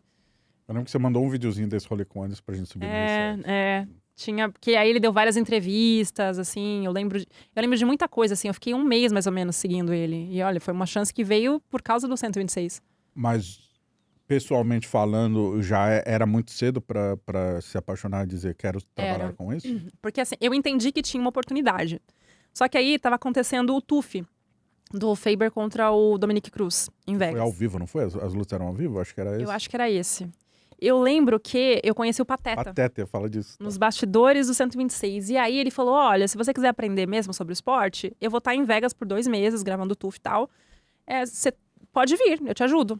E aí eu comecei, eu fiquei muito amiga do pessoal da Alpha Male. Eu comecei a tipo, aí sempre no que tinha de reunião deles, acompanhar treino, fui entendendo um pouco ali, conhecendo um pouco do esporte. E a partir dali eu comecei a visitar outras academias, entendeu? Porque aí foram contatos que eu fiz também na semana do UFC 126. Então, Rafael Cordeiro, sabe assim? Foram abrindo outras portas e o negócio foi crescendo. Parecia que já era, tava só esperando eu chegar, sabe? Assim, foi abrindo assim. Fábio Prado, Pateta. Mas é interessante ressaltar isso porque nenhum brasileiro morava em Vegas. Não. Então... assim, de jornalista, não. Jornalista. Era meio que a peça que faltava, né? Por isso que foi tão natural, porque existia a demanda. Eles precisavam também. Mas eu acho que nem eles sabiam que eles precisavam na época. Entendeu? Era uma coisa que ainda estavam se discutindo se iam voltar pro Brasil, se não iam. Não, me refiro aos lutadores. Sim. Eles precisavam muito de ter alguém aqui. Precisavam. Até hoje eles precisam. E era uma coisa doida, porque eu fui a primeira mulher, né, a primeira jornalista, a primeira mulher, tipo, a chegar assim. E eu lembro que no começo, como as pessoas não sabiam quem eu era, era meio difícil até de explicar, entendeu? E aí, tipo, eu tinha que explicar, eu tô fazendo uma transição, eu vim dessa outra área, não sei o quê. Eu fui meio que chegando, o pessoal meio que foi olhando assim, tipo, quem é essa pessoa, entendeu? O que ela tá fazendo aqui, assim. Só que as matérias começaram a sair também, aí começaram a entender que eu tava ali e que eu tinha vindo meio que... Eu não tava só de passagem, sabe? Acho que fui conhecendo o esporte. Eu meio que assumi, assim, aquela coisa da faixa branca mesmo, entendeu? De chegar, não sei nada sobre esse esporte, me ajuda. E aí foi o que ajudou. Foi difícil conseguir ganhar o respeito dos lutadores. Eu te pergunto pelo seguinte, hoje estamos em 2026. É muito difícil vir um lutador aqui pra ver lutar no UFC em Vegas, que não sabe quem é você. Eu não quero usar a palavra impossível, mas é quase. Ou até... Pô, é muito difícil, o cara não sabe quem é o Sexton Round, Roger Fight, o Laerte, né? O pessoal do nicho conhece. Conhece, os lutadores. Só que, por exemplo, você começando onde o nicho era meio que tatame, PVT e Gracie Mag, e você dizendo que não entendia, não conhecia tanto o esporte de questão de tempo, de acompanhar, foi difícil, talvez? Alguns lutadores já... Às vezes a galera fazia teste na minha época, quando eu comecei. Pra saber se eu entendia. Nossa, não. Se fizessem teste, não ia saber nada, gente. Mas teste não é resenha, assim, de fazer... Não. O que aconteceu muito, que eu acho que, graças a Deus, é que como eu tinha feito muita coisa de celebridade antes, quando eu migrei pro MMA, o pessoal já conseguia me achar no Google, assim, já sabia, tipo, mais ou menos. E aí, eu tinha uma bagagem de outras coisas no Brasil, assim, sabe? E aí, eu comecei a ir pras academias, antes de fazer matéria, para fazer um networking. Então, eu me apresentava para as esposas, eu fui criando uma rede que foi me ajudando muito depois, entendeu? Esposas e treinadores. Esposas e treinadores, gente. Foi o caminho que eu fiz, na verdade. Até porque, às vezes, eu ficava meio insegura de perguntar pro atleta uma coisa que eu não sabia, que eu não tinha entendido, sabe? Então, eu ia no treinador, no cara que tava ali mais perto, e ali tirava as dúvidas e aí falava com o cara, entendeu? Pra não ir direto, assim. E aí foi meio que foi acontecendo, assim, uma coisa meio louca, porque foi meio orgânico, entendeu? Sim. Não foi Eu nem consigo te explicar como é que eu virei especialista. Eu acho engraçado falar que eu sou especialista de MMA hoje, porque ao mesmo tempo em que eu cobri MMA, eu continuei cobrindo outras coisas. Né? Eu lembro que eu fiz matéria sobre a Caltech, que era uma faculdade que passou Harvard no ranking dos Estados Unidos. Eu continuei fazendo fila de outras coisas, até muito pouco tempo atrás, entendeu? Então... Você lembra, você consegue lembrar de algum momento que você fala, cara, eu me apaixonei por esse esporte? Eu acho que eu sempre gostei da adrenalina do evento, sabe? A primeira vez que eu vi o evento ao vivo, tipo, quando eu entendi o que era, assim, no primeiro evento... Só o 126. Né? Foi uma coisa que eu falei, caraca, isso é muito legal. Isso é um... Eu entendi ali, porque eu não sei se você lembra, o John Jones lutou nesse evento. E aí, depois na coletiva de imprensa, ele desafiou o Shogun, né? Uhum. E eu lembro que a gente teve a chance de conversar com o Shogun na academia do TUF, um pouco antes do evento e tal. E aí eu comecei a entender que o esporte era uma coisa... Eu olhava antes com muito preconceito, às vezes, sabe? De tipo, ai, não gosto de sangue, ai, não sei o quê. E aí eu acho que meio que isso me trouxe pra tentar entender um pouco mais, e entender como é que eles treinavam, como é que eles preparavam. Eu entendi que eles tinham família, eu entendi que eles eram pessoas normais, que eles... Enfim, que você conseguia ter uma conversa, que você... E que tinha muita história de ídolos ali, porque eram histórias que não eram contadas. Eu acho que eu sempre fui apaixonada por contar histórias. Você se apaixona primeiro pelo processo de humanizar o personagem? Eu acho que foi isso que me fez. Eu entendi que tinham personagens riquíssimos ali, que serviriam de exemplos para muitas pessoas que queriam também seguir uma carreira. Desculpa. E aí eu acho que isso me fez me apaixonar pelo MMA também, porque me fez olhar pro MMA sem aquela coisa de ai meu Deus, é um esporte violento, ai meu Deus, é sangue, ai meu Deus, entendeu? Foi o que me ajudou a olhar pro esporte como um papel social tão incrível e como um esporte que realmente é uma segunda, terceira, quarta chance pra muita gente, sabe? Exatamente. Você, aí nesse período, você faz freela para tatame, para GFight, estragando o seu currículo. MSN, sei lá quem, nem lembro mais. Em qual momento você entra no site do Combate Sport TV? Então, aí eu comecei a fazer um monte de matéria para tatame, e aí a GFight, enfim, foi indo, e eu comecei a incomodar a Globo, eu acho, né? Porque assim, o Combate.com não existia. As transmissões de MMA eram dentro, na verdade, do Sport TV. Tinha o Combate Premier, que na verdade tinha transmissão, mas o UFC mesmo era da Rede TV. Né? Inclusive tem uma história muito engraçada dessa época, que foi assim, quando o Combate... o 126 passou na Rede TV. Isso, exatamente. E aí quando o UFC fecha com a Globo, aí eles têm a necessidade de criar um site especializado. E aí para eles não fazia sentido não contratar a única jornalista que morava em Vegas. Uhum. Entendeu? E eu lembro muito assim de um final de ano em que o Marcelo Rússio tinha vindo para uma cobertura e ele falou para mim assim, que é o editor era o editor, né, do Combate.com. Ele falou, a gente tá abrindo o Combate.com ano que vem e a gente te quer na equipe. Então, assim, coloca na sua cabeça aí, se organiza e tal, porque não tem, a gente quer você na equipe. Tipo, a gente é o parceiro do UFC no Brasil e a gente quer você na equipe. E foi nessa época que eles mandaram depois a Anaísa para ser correspondente em Vegas, né, do canal Combate.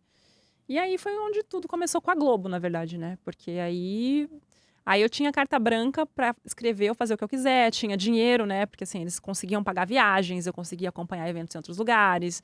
Teve pautas em que eu saí sozinha dirigindo pelos Estados Unidos. Eu lembro que, tipo assim, eu fui daqui até São Francisco, parando nas academias para uma pauta. Só você? Sozinha.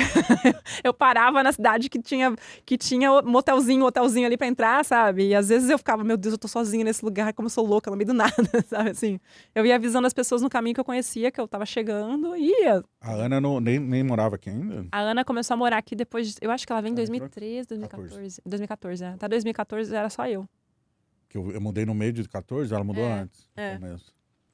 Até então ela não estava aqui ainda. Depois que ela entra, aí a gente faz uma dupla imbatível também, porque aí a gente virou o jogo, assim, porque a Ana foi uma escola absurda na minha vida, assim, sabe? Porra! A Ana manja muito. Além dela manjar muito, de amar muito esporte, ela é uma mulher que, tipo, a cabeça dela funcionava de um jeito que eu ficava chocada, assim, assistindo ela trabalhar, assim, porque ela ia e voltava para o mesmo assunto 500 vezes e ela é muito preocupada com todos os detalhes, com todos os números. Ela amarrava a parada de um jeito que eu nunca tinha visto ninguém fazer isso, sabe? E ver a Ana trabalhar, o amor que ela tinha pelo esporte, a coisa que ela realmente de fazer aquilo por amor, foi uma coisa que, pra mim, assim, me ajudou muito a amar o esporte. Você aprendeu muito com ela? Aprendi. Não só do esporte, mas do trabalho? TV, né? Uma coisa que, assim, que eu achava que eu sabia até começar a fazer, entendeu? E ela, Ela é uma produção, baita e você era produtora. só site na época. Eu né? era só site. A gente se ajudava muito, né? Ela me ajudava muito, às vezes no site, às vezes eu ajudava muito ela com produção. Que produção é uma coisa que eu sempre fiz, na verdade, né? Então, a gente trocou muita figurinha, assim, nessa parte. Mas, assim, ela foi uma bíblia pra mim no esporte, sabe? Foi muito bizarro, assim, de aprender e de ver ela trabalhando. Cara, eu lembrava... A Ana, ela não tinha essa coisa do pudor, né? Nossa, não deve ter até hoje. Gente do céu. Não, deixa eu explicar essa frase pra não parecer, né, que eu tô falando. Mas era uma coisa assim, tipo, tem que entrar no ar. Cara, ela acordava, colocava uma roupa e bora, vamos, entendeu? Assim, não tinha essa coisa de, não, peraí, eu vou fazer minha maquiagem, vou arrumar meu cabelo. Ela até fazia se precisasse, mas ela dava um jeito ali. Enfim, eu lembro que teve vivo que ela fez fazendo check-in no hotel, eu segurando o computador pra ela na fila do check-in. E ela, tipo, parada assim pra fazer, porque ela tinha que fazer o check-in e tinha que entrar no ar, mas ela, tipo, eu que era o tripé dela na época, entendeu? Eu ficava segurando o computador pra ela poder falar, assim. Ou ela colocava as caixas de lenço em cima do lixo. Mano, já tive. Ela entrava dos lugares mais bizarros, assim, era muito engraçado. Não, quando eu me referia a pudor, a minha visão era do seguinte, eu lembro muito dela nessa época. Não existia tempo ruim e não existia, cara... Ela se fazia presente, né? Desde, tipo, falar bastante, falar alto e, cara, não importa o cenário, ela fazia acontecer, assim. Não, ela Se ela precisava falar com alguém, ela ia falar com alguém. E não importa o que acontecesse, não, ou quem tivesse no caminho. as coisas mais surreais. Ela falava, não é possível. Ela ia lá e fazia. Uma vez a gente foi cobrir Floyd Mayweather. Era Mayweather e Pacquiao. Eu lembro. Era uma fila, você lembra quantos jornalistas tinham? Tanto que no estacionamento 800 e poucos jornalistas. Uma tenda no estacionamento então, da aí MGM. fizeram, dentro de um teatro, fizeram tipo um corredor assim. A gente tinha os direitos no Brasil, o Sport TV tinha os direitos no Brasil dessa luta. Queriam que a gente falasse com o Mayweather. A gente achou que a gente ia conseguir, até a gente entrar no teatro e entender que tinha mais de 800 jornalistas e que eles fizeram um cordão de isolamento. Quem conseguisse chegar perto do cara, beleza. Se você não estivesse perto, meu filho. E eu lembro que ele começou a descer, a Ana começou a ficar desesperada. A gente olhou uma pra cara da outra e falou, meu Deus, e agora? E aí a gente viu que tinha um cara que era meio conhecidinho do Mayweather de uns outros eventos, que ele sempre parava pra falar com esse cara. E a gente tentou se posicionar meio que perto dele. E aí, foi muito engraçado. Ele acabou de responder esse cara, a gente falou alguma palhaçada pra ele, ele virou, ele ainda gravou um anúncio chamando a luta no Sport TV. A gente saiu desse dia de lá, assim, mas foi muito, assim, na cagada, assim, sabe? Tipo, de olhar, e a Ana se ligou que o cara conhecia esse outro, que ele conhecia o Mayweather. E depois a gente foi até fazer matéria sobre o hambúrguer do Mayweather no restaurante. Ela inventava umas pautas também que, sério, era demais, assim. Eu amava trabalhar com ela, porque era muito... não tinha, assim, dia ruim, não tinha... Era tudo muito fora do normal, assim. Se tivesse uma série Os Normais, seria a Ana Issa que eu ia colocar pra fazer essa série, Na sabe? época, vocês duas juntas, porque a Ana é muito intensa. Eu lembro, incontáveis vezes dela fechando o VT no chão, descalça. É.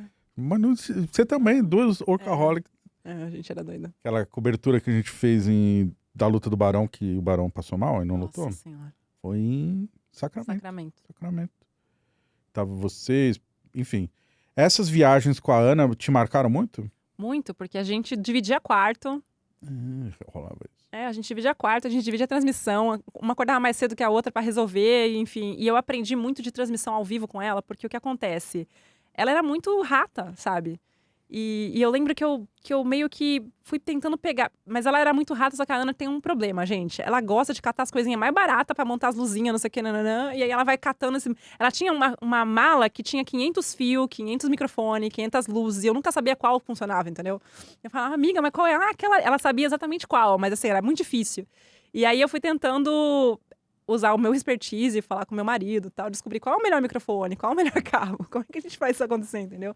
Pra ajudar ela também a ter um material que não precisasse de ter as 500 gambiarras que ela fazia, né? Porque era muita gambiarra, gente. E dava muito certo, que era mais bizarro. Inclusive, a sua expertise e do Brandon já me ajudaram também, né? Evoluiu o meu equipamento também, né?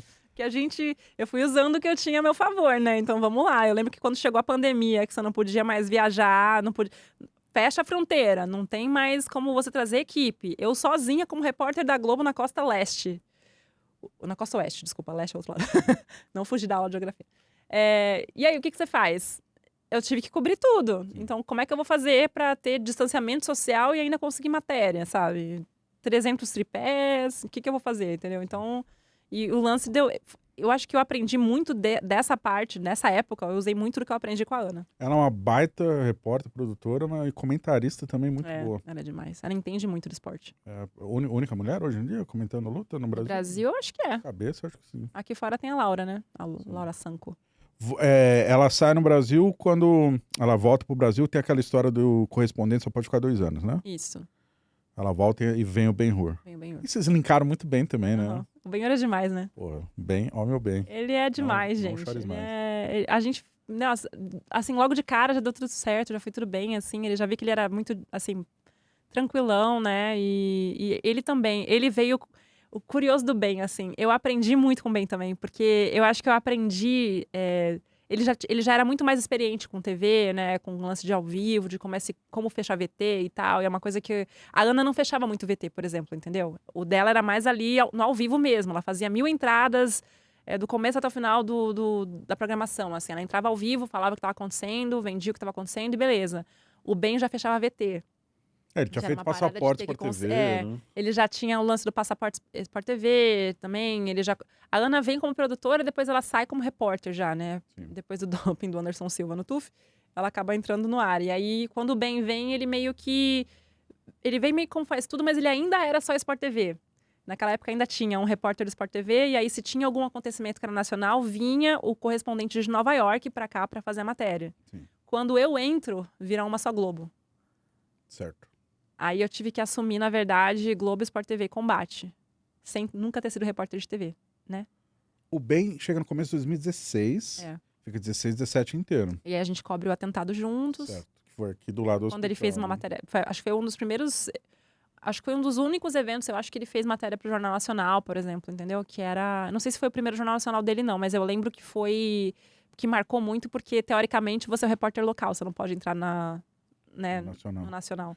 Você, nessa época, nesses 2 anos do Ben, você era o site ainda. Site. Mas você fazia alguma coisa da Globo Latina, não era? Então, eu comecei a colaborar com a Globo América Latina, com a Globo de Nova York, num programa que chamava Globo Notícia Américas, que era voltado à comunidade brasileira. Porque eu queria aprender a fazer... eu queria aprender a trabalhar em TV. E aí eu lembro que eu conheci a Mila, e aí eu mandei e-mail e tal, me ofereci, e a gente fez um teste, deu certo. E aí eu comecei a mandar de vez em quando uma matérias para eles fazerem, entendeu? E eles iam arrumando o meu off e tal, cortando aqui, cortando ali, explicava como fazer a passagem. Eu gravava e mandava e foi. E aí, com o Ben, eu fiz uma matéria que deu bastante repercussão, que foi quando a gente descobriu dos jogadores, né, do time de futebol que ficou... Enfim, um empresário tinha trazido um monte de adolescentes para Vegas, para eles, né, prometendo um monte de coisa, que eles iam ter futuro no futebol e tal, e aí abandonou as crianças aqui, né? E aí a gente fez a denúncia, que acabou dando bastante repercussão, ajudou bastante a crescer o meu nome um pouco também na Globo, entendeu? Nessa época. Mas essa denúncia foi depois do atentado? Eu acho que foi antes. Foi antes?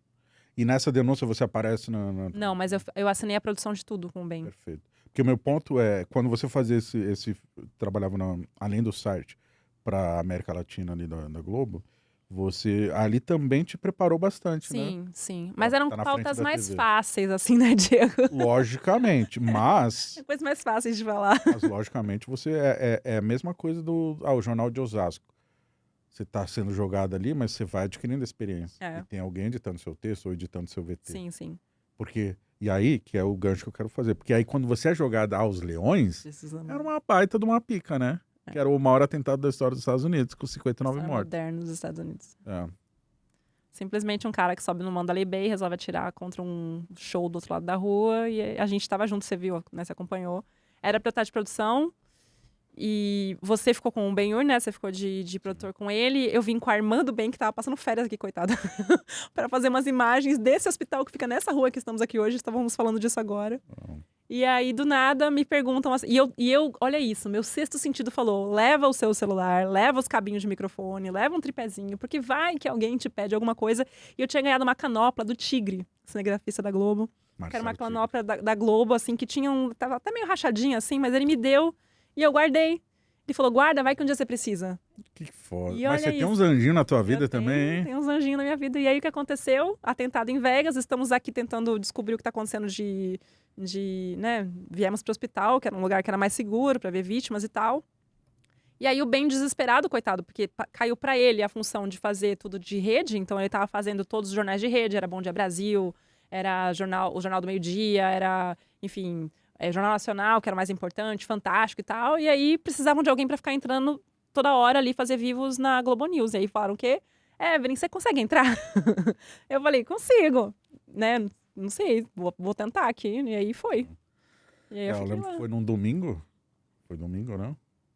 Foi num domingo. À noite. Aí segunda de manhã, eu já sabia que sei lá, eu acordei muito cedo para chegar aqui 6 da manhã, porque eu falei, nem que eu faça algo pro homem, mas eu vou fazer alguma coisa. Aí no caminho, o Ben e o Danny Navarro me chamaram. E aí eu fiquei de produtor do Ben. Eu conheci a Jana nesse dia, nessa rua. Exatamente. Valeu, prazer, Jana. 6 da manhã, prazer, Jana, Diego, isso aí. Não, e eu do nada, assim, nunca ter feito vivo nem nada, de repente tô lá, assim, ó, me chamando só os caras que eu só via na faculdade, né? César Tralli, Cristiane Pelage, não sei o quê. E eu tendo que fingir normalidade e falar sobre um atentado que também eu nem entendia direito o que estava acontecendo. Lembra que a gente tava tentando pegar informação Tava descobrindo ao quanto... Achar a vítima, ver quem tinha visto, enfim, foi uma loucura. Aí rolou um rumor, tinha um rumor que durou 1 hora que um brasileiro tinha falecido no...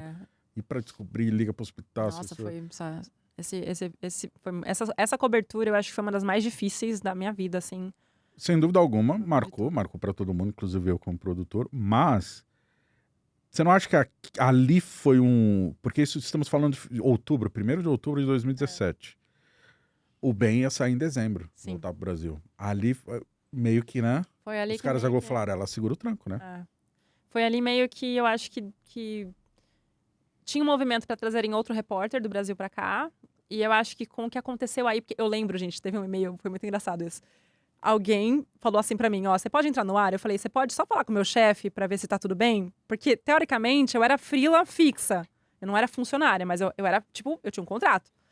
E o meu chefe era o Marcelo Russo. Eu falei, você pode só mandar pro meu chefe pra saber se tá tudo bem? Só que nisso, beleza. E aí fui entrando ao vivo e foi de um programa pro outro e foi indo. Eu fiquei mais de 24 horas no ar. Meu chefe recebeu esse e-mail no dia seguinte. Eu já tava no ar há mais de 14 horas, entendeu? Imagina se ele tivesse falado, não. Né? O que aconteceu? Mal Russo mega te apoiava em tudo.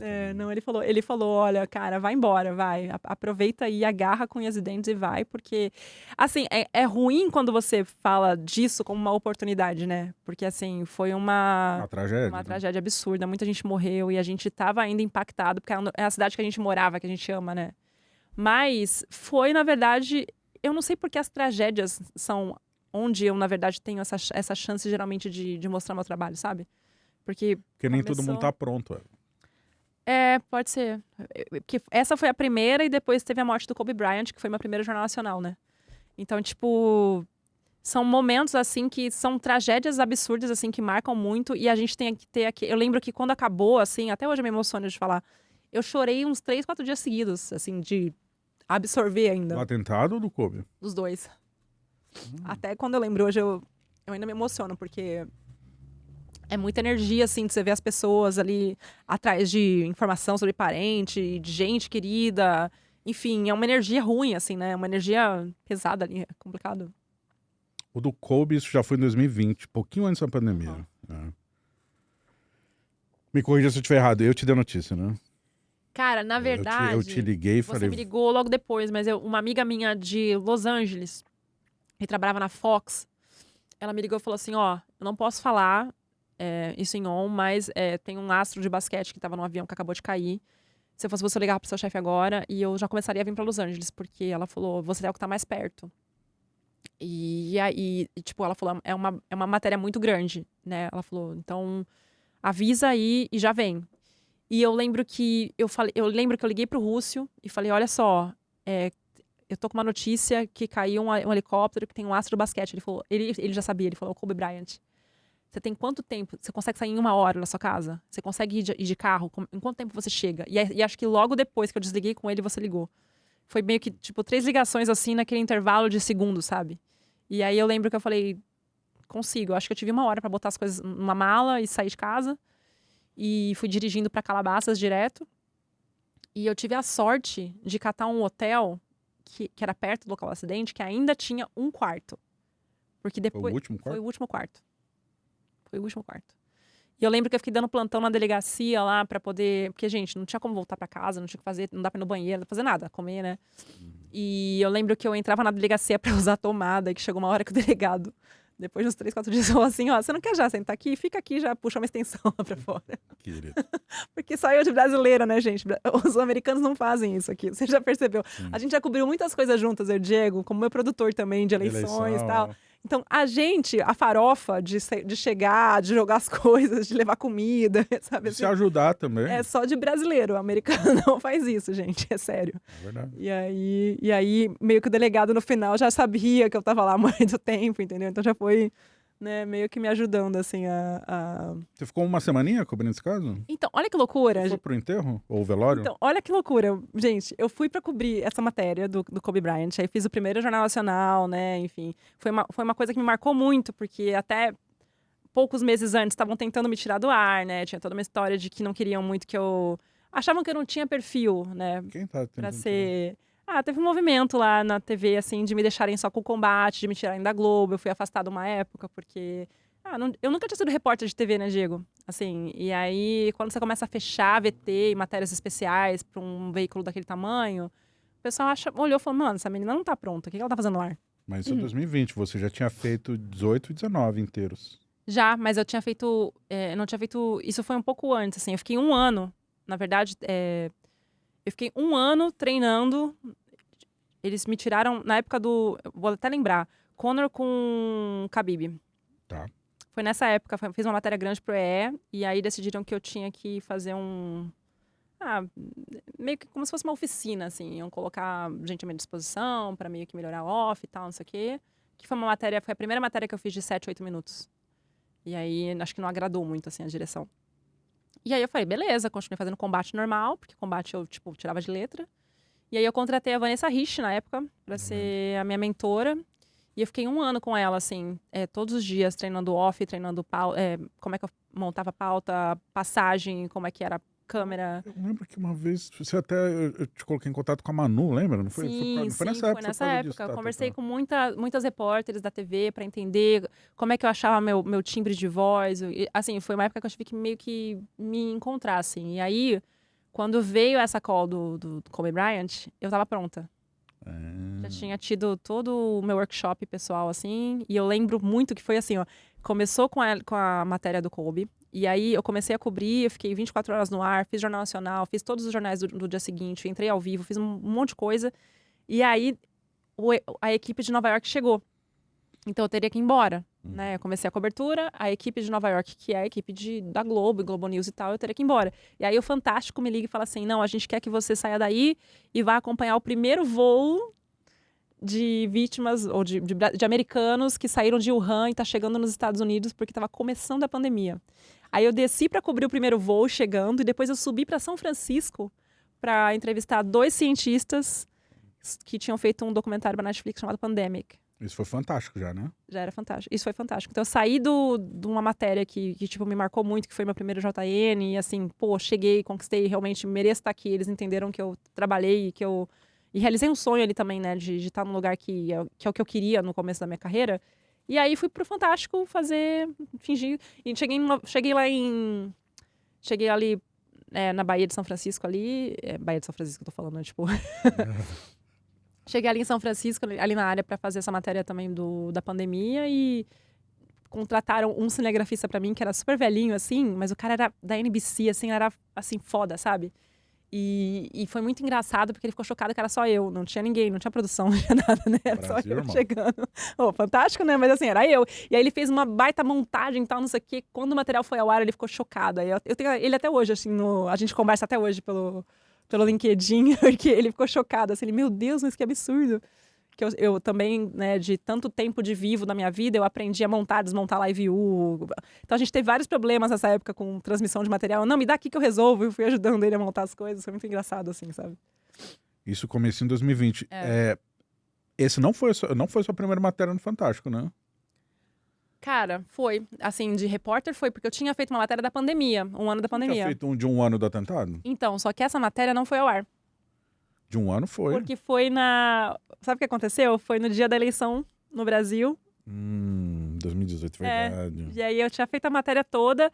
Quem leu a matéria, na verdade, foi o Tadeu Schmidt. O off foi do Schmidt. Porque era pra ser uma matéria em on, depois acabou virando uma nota coberta, caiu pra 3 minutos. Aí o Tadeu eu fiz o texto pro Tadeu ler. Olha que chique. E aí não foi ao ar, colocaram só no site. Ah, que você me mostrou. Ah, foi pro site, verdade, que eu lembro de ter visto, é verdade.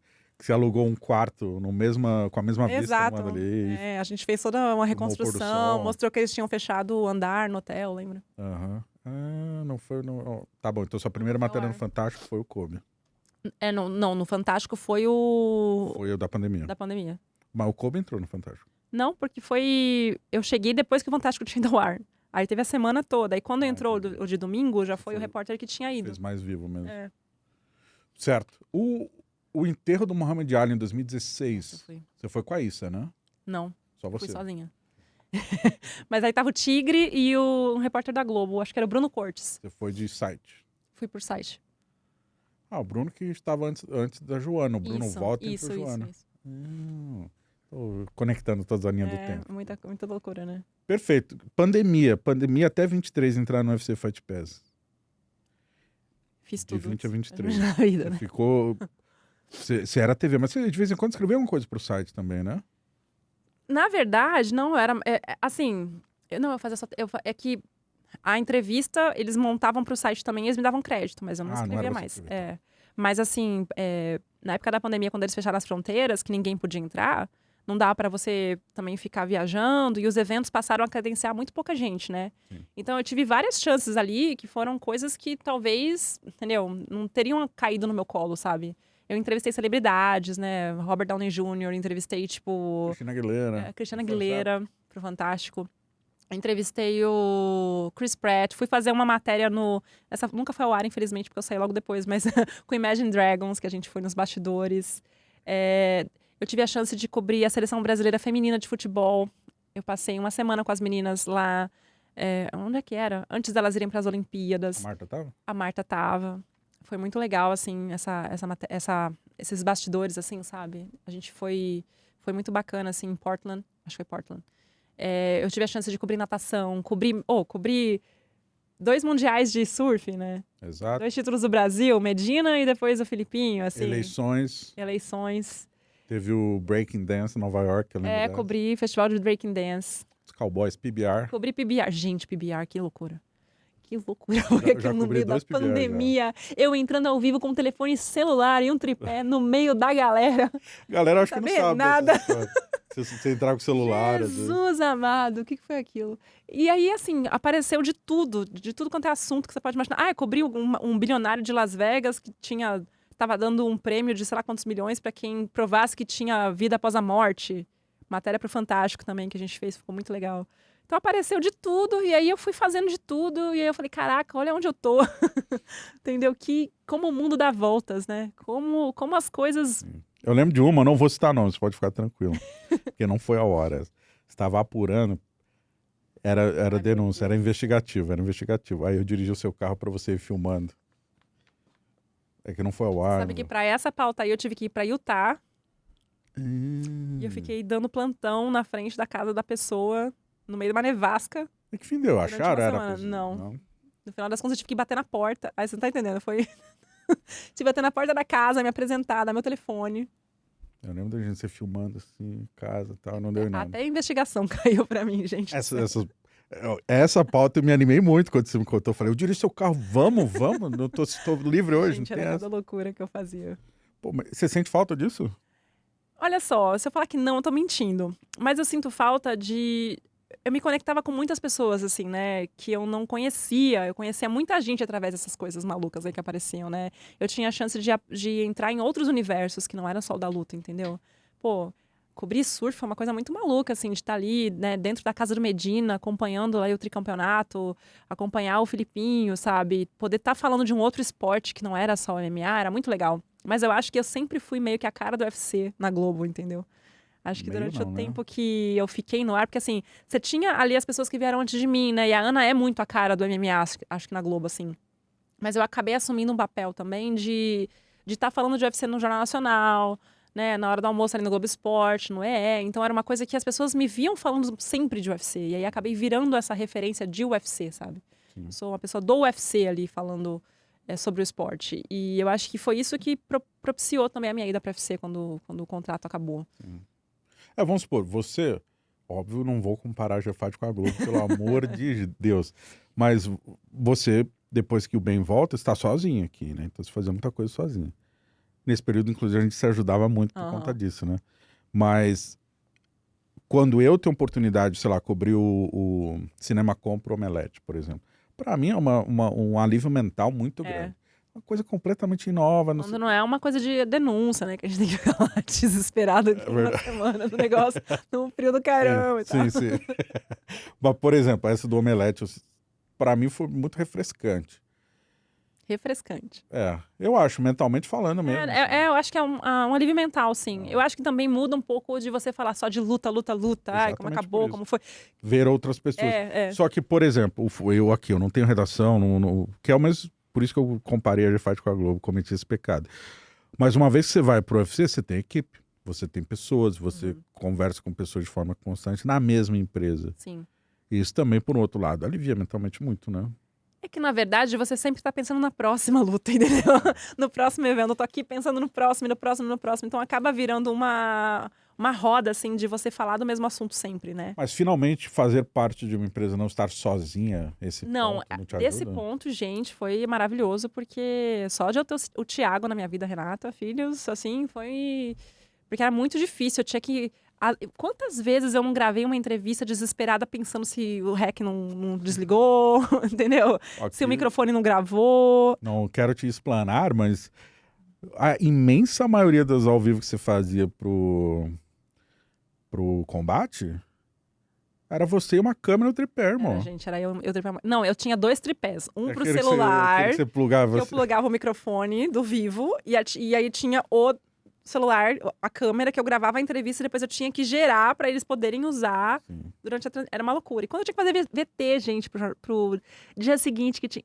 Tem uma história que é muito bizarra, vou contar aqui rapidinho, mas Glover Teixeira vai disputar o cinturão, né, contra o Jiri Prochazka. O Jiri Prochazka não, ele ganhou do Ian Blachowicz. Contra o Blachowicz. E eu sozinha em Abu Dhabi. Fui sozinha com Live View, com não sei o quê, e lá tem uma série de restrições, né? Assim, não funciona Live View, por exemplo. Tem que estar registrado no governo, e aí tem que ter um número, não sei o quê. E aí, às vezes, dentro da arena, funciona por 2 minutos e cai. Então, era uma parada assim. E era num horário que dava para dar notícia no JN. Dava para o Glover ser campeão e dava para eu anunciar que ele era campeão no Jornal Nacional, que era o que a gente queria, entendeu? Só que, o que aconteceu? Live View não funcionava. Então, assim, o Glover sai do octógono, ele ganha, ele vem direto pra mim. Só que nada funciona. O sinal não sobe, a câmera não grava. Aí, tipo, chegou até o ponto de um outro repórter tentar tirar ele da minha câmera e falar assim, enquanto você resolve aí, deixa eu fazer a entrevista com ele. Aí o Glover falou, não, vou esperar. Eu vou falar com ela primeiro. Tipo, o tempo que ela precisar. E aí, eu, desesperada, gravei a entrevista. Só que eu precisava gerar a entrevista. Eu precisava gravar a passagem, escrever o texto, escrever o off e gerar a entrevista. E isso o Jornal Nacional já tinha começado. Então, pensa o desespero. Porque eles têm que chegar lá no Brasil e ir montando. E aí eu lembro do desespero que eu fiquei. Por quê? Eu não conseguia pedir Uber, ninguém parava, eu não conseguia subir. O desespero foi tão grande que eu lembro que eu gravei, subi com o material na mão até o hotel. E aí eu não conseguia subir porque no hotel, gente, pensa... O tanto de gente que saiu do evento e foi pro hotel. Tipo, não dava pra subir, tava demorando horas o elevador pra subir e descer. Eu olhei uma ambulância. Lá vem. Eu olhei uma ambulância estacionada na frente e falei pro cara assim, moço, por favor, eu posso só entrar 5 minutinhos pra gravar um off. Entrei dentro da ambulância. Fechou? Fechei, gravei o off. E se alguém sofresse um acidente, que esperasse. Eu entrei na recepção do hotel, gerei o off, consegui gerar a sonora, aí consegui subir pro quarto, e aí o editor devolveu, né, tipo, pra ver se tava tudo ok, e aí foi ao ar, cara. Mas foi ao ar, assim, porque eu gravei o off na ambulância. Porque se eu tivesse que esperar condições perfeitas pra gravar, não ia ter dado, entendeu? Eu fui a pé já fui a pé da arena pro hotel, pra ver o que eu conseguia. E lá, eu até cheguei a procurar algum carro, alguma coisa pra eu tentar entrar e gravar, mas não dava. Porque era época de pandemia, ninguém deixava. E eu lembro que eu só consegui entrar nessa ambulância porque ela tava vazia E o pessoal tava lá de fora, eu falei, moça, eu só vou entrar, vou gravar rapidinho, vou tirar a máscara. Aí deixaram, e aí foi. Pra gravar o office, você precisa o quê? De um silêncio absurdo, absoluto? Assim, a gente tá num estúdio aqui, então tem uma qualidade de áudio, mas assim, justifica também eu estar num lugar que tem algum barulho, assim, entendeu? Na rua você não Mas conseguiria não dá gravar pra um estar num lugar que tá todo mundo gritando, barulho de ambulância, carro saindo, que é o que tava rolando ali. Não tinha uma rua Você tranquila. lembra quando acaba o evento, que já chega guindaste, não sei o quê, era aquele barulho que tava, entendeu? Mas não existia alguma rua perto que você conseguiria? Eu tava gravando o Glover, tinha uma empilhadeira tirando... Isso acontece direto, a galera não faz ideia. Uma empilhadeira tirando o negócio do octógono. Era muito pequeno o lugar, sabe? Sim. E, tipo, já saiu na sonora dele. Imagina.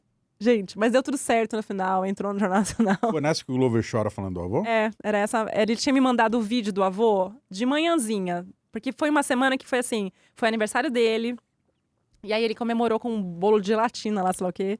E aí, no dia da luta, no começo, assim, no início do sábado, ele me mandou esse vídeo. Falou, olha que coisa linda. E era um vídeo do avô dele, o seu Chico, falando assim, Deus abençoe o Glover. Ele não entrega farinha fácil, ele é forte mesmo. Ele falou, talentudo, mó fofinho o avô. Aí eu falei, posso usar, Glover? Ele falou, só se eu ganhar.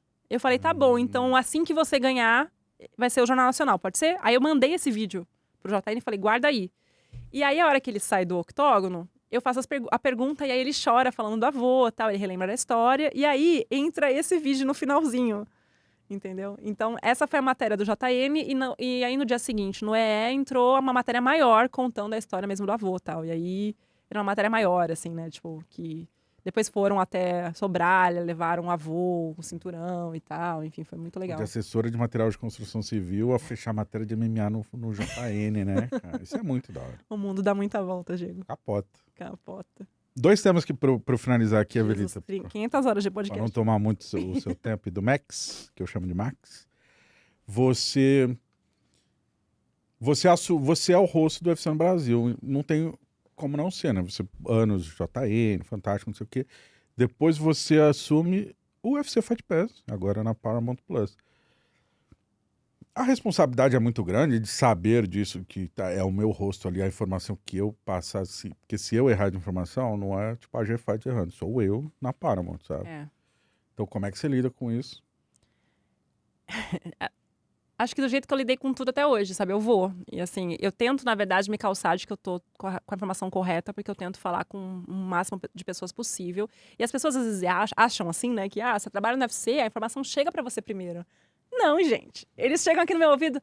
Às vezes eu conto, tá acontecendo tal coisa, peraí que eu vou perguntar aqui e ver se vocês conseguem descobrir por aí, e aí o negócio vai, entendeu? Mas a maioria das vezes é a gente que tá ali no evento e que tem que descobrir o que tá rolando, entendeu? Às vezes vem uma informação oficial, caiu tal luta, descobre aí por que tá rolando, mas assim, eu tento realmente entender o que tá rolando. E eu lembro, por exemplo, vou dar um exemplo aqui muito claro, Pantoja. Deslocou o cotovelo, ele coloca o cotovelo no lugar, sai do octógono ali, né, enfim, vai lá pra trás, aí pedem pra eu dar notícia no ar. Fui falar com o médico. O médico me falou que tinha sido o ombro. Aí eu fiquei na dúvida. Aí eu tentei confirmar com outra pessoa, aí, enfim, confirmei com o time do Pantoja mais ou menos, porque eles me confirmaram, me responderam meio que quase eu já entrando no ar. Aí eu falei, não vou falar cotovelo e não vou falar ombro, vou falar braço, porque todo mundo viu que foi o braço. Eu não podia dar uma informação errada ali. É porque vendo, é claro que é o cotovelo, mas o médico falou que era ombro. O médico falou que encaixou. O Dana White falou no coletivo que era ombro. Exatamente. Né? Eu falei, o que eu vou fazer? Então, assim, ali naquele momento, eu dei a informação, foi o braço, mobilizou o braço e tal, não entrei em coisas específicas, porque eu não podia correr o risco de falar alguma besteira, né? Apesar de que o médico depois bancou a mesma coisa, falou pra Megan, falou pra todo mundo, e realmente, assim, tinha um boletim médico falando que era nesse caso, se você falou o médico falou que foi o ombro, é o médico que falou que foi o ombro. Exatamente, mas ali, na hora, eu perguntei pra ele extraoficial, e aí, então não foi uma coisa... Como é que eu vou explicar assim? Não tinha saído o boletim oficial do UFC, nem nada, entendeu? Não estava resguardada. Não estava resguardada por, a informação oficial é essa. Eu conversei com o médico que atendeu, mas ele já tinha colocado no lugar no octógono, entendeu? Então, assim, que foi a informação depois que o time do Pantoja me passou. Então, eu não quis entrar em detalhes ali do que foi, porque eu não tinha certeza, sabe? Eu vi que foi o cotovelo, mas assim, a gente viu e se não foi? O médico tá falando o ombro, e aí? E na hora eu falei, será que eu entendi errado? Será que meu inglês tá confundindo shoulder com elbow? O que tá acontecendo? Entendeu? Então é isso, assim, eu acho que é uma responsabilidade muito grande, porque depois vem o cortezinho lá do vídeo na página do UFC, né? E a minha cara que tá ali repetindo a informação. E eu acho que eu levo com a mesma seriedade que eu levo qualquer outra pauta, sabe? De tentar...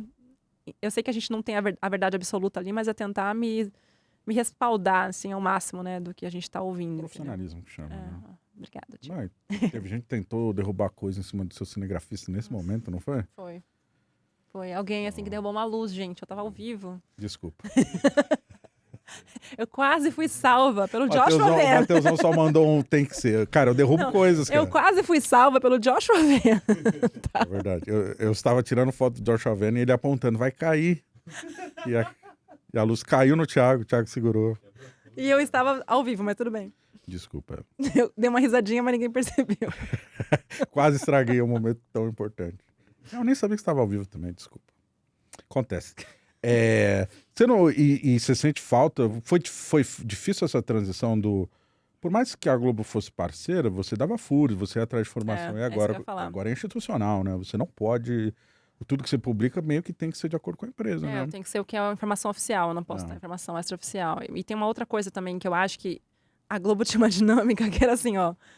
Daqui a 2 dias você vai estar em tal lugar, ou amanhã você tá viajando pra tal lugar, entendeu? Assim, eu não conseguia muito programar a minha vida, porque eu tava ali on call o tempo todo, né? Assim, e é o que acontece no jornalismo, não adianta. Você tá ali refém das notícias, o que tiver de notícia você vai. E não era só MMA, era tudo. Então, sei lá, tinha época que eu viajava, não tinha como eu ter tido filho, sabe? Eu acho.